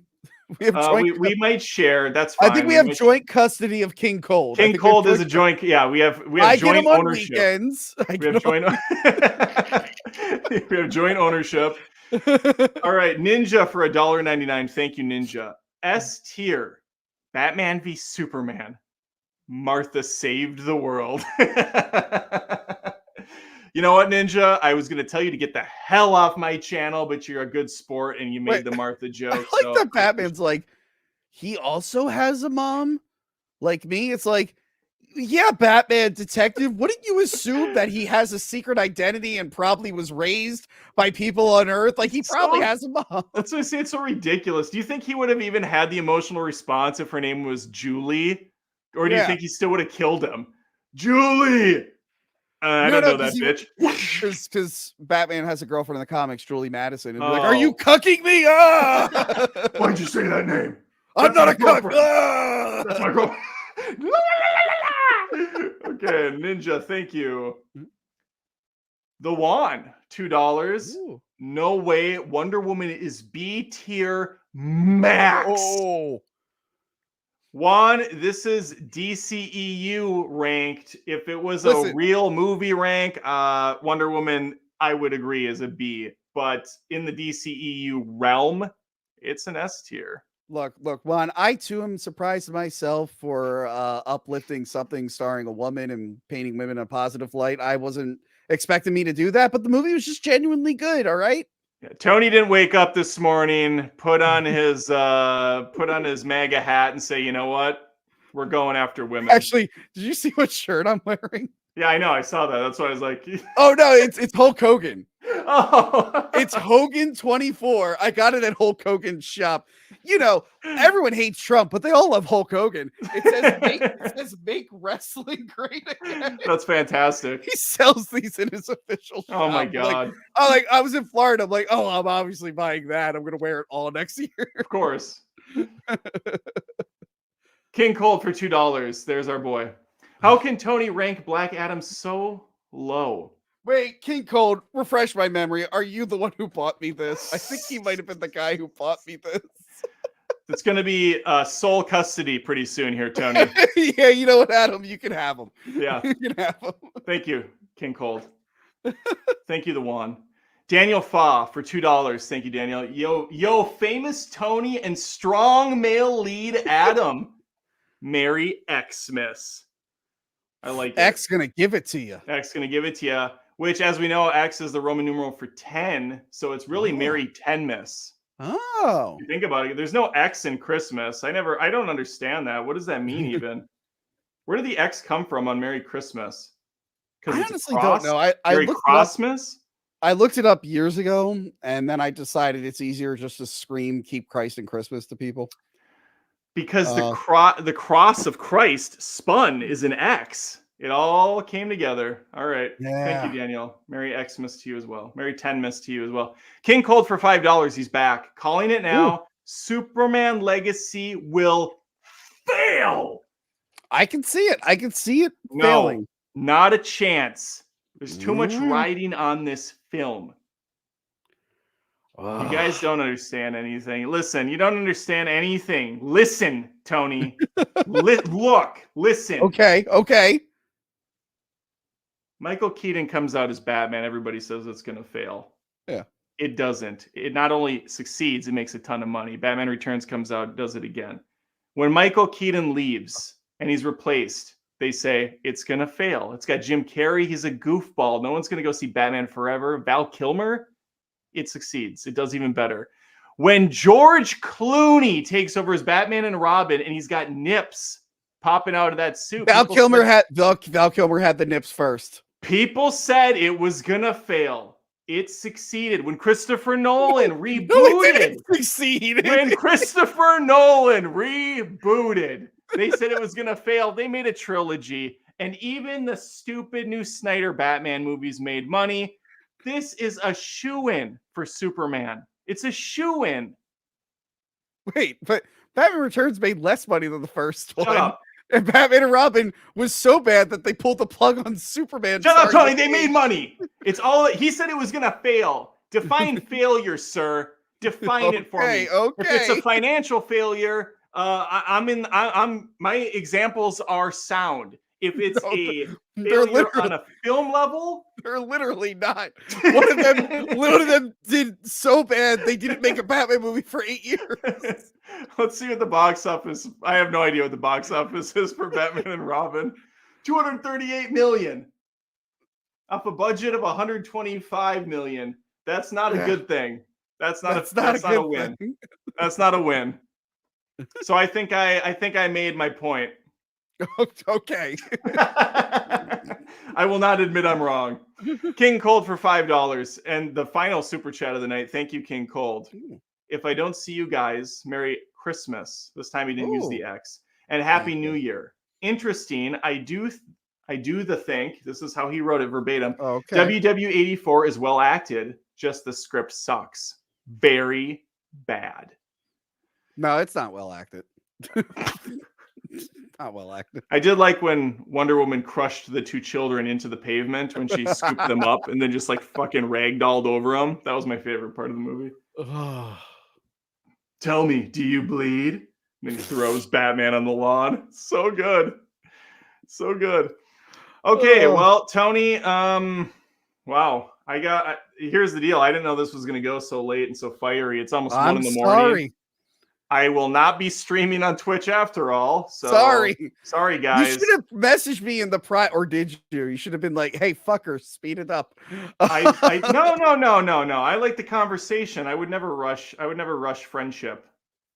I don't know if you know this, Adam, but I rush a good chat. I mean, maybe you could have said less about comic book history because I don't give a shit, but that's fine. Look, Adam, I talk for a living now, and sometimes I don't know how to turn it off. All right, one last time, you guys. Hack the Movies. It's Tony. You know, his channel's growing. It's obviously not where I'm at, which is fine. But you know, he's gonna get there. He'll maybe catch up. We're hoping to hit 74,000 subscribers on this channel by the end of the year. That would be an amazing holiday gift, a Christmas gift, if you will, or any whatever you celebrate is fine. Just throw a subscription. Tell your mom, tell your sister, tell your dad, tell your aged grandpa who's racist. Just say, hey, Adam mistakes black people all the time. He thought one of the actors who died was someone completely different. So you guys have something in common. And tell him he doesn't really like the Japanese or their films. Right. His son refuses to watch Blue Beetle. The whole family's racist, Grandpa. Subscribe. So yeah, we would like to hit that milestone. And then when you're done, you can go over to Tony's channel. He's even worse than me. You couldn't even imagine the kind of people he has. Yeah, I talk about politics on my channel. Actually, the worst Home Alone. We did bring up Donald Trump quite a bit. Don't do that. My guest, Prison Mike, found it in his heart to forgive Donald Trump for not pardoning him. He loves him so much. he said it was, he forgives Donald Trump, and he knew it was smarter to pardon Lil Wayne over him. So you know, really great. One of them's making music for the ages, and I don't think it's Prison Mike. Okay? And on that note, like every note should end on with some weird political discourse. Let's end this stream. Thank you, Tony, for coming on. Subscribe to Hack the Movies. Great stuff. Tony, you're the first guest I had on the live stream this year, and now you're the last. We've come full circle. It's a whole Harry Potter Voldemort situation. We came into this together. We're going out together. You're Voldemort, of course. I'm Harry. Well, similar to you, you were my first guest on the live wrap-ups that I did. We did that end of the year one, and then I was Sure. like, let me make this a thing, only not do 100 movies because ours went 4 hours. So I'm glad we're not doing that again. I've simplified it this year. That's good. That's good. Oh, so yeah, you can find me on that live stream in a few days. We'll be doing that, and I assume in 2024 I will probably be at Hack the Movies at some point in the studio. That's just got to be something we do somehow. Yeah, that's got to happen. Tony's gonna fund it because he's gonna fall into a bunch of money, and you know, I'll still be paying off hospital bills for my stupid family. Don't get married or have kids. See you guys.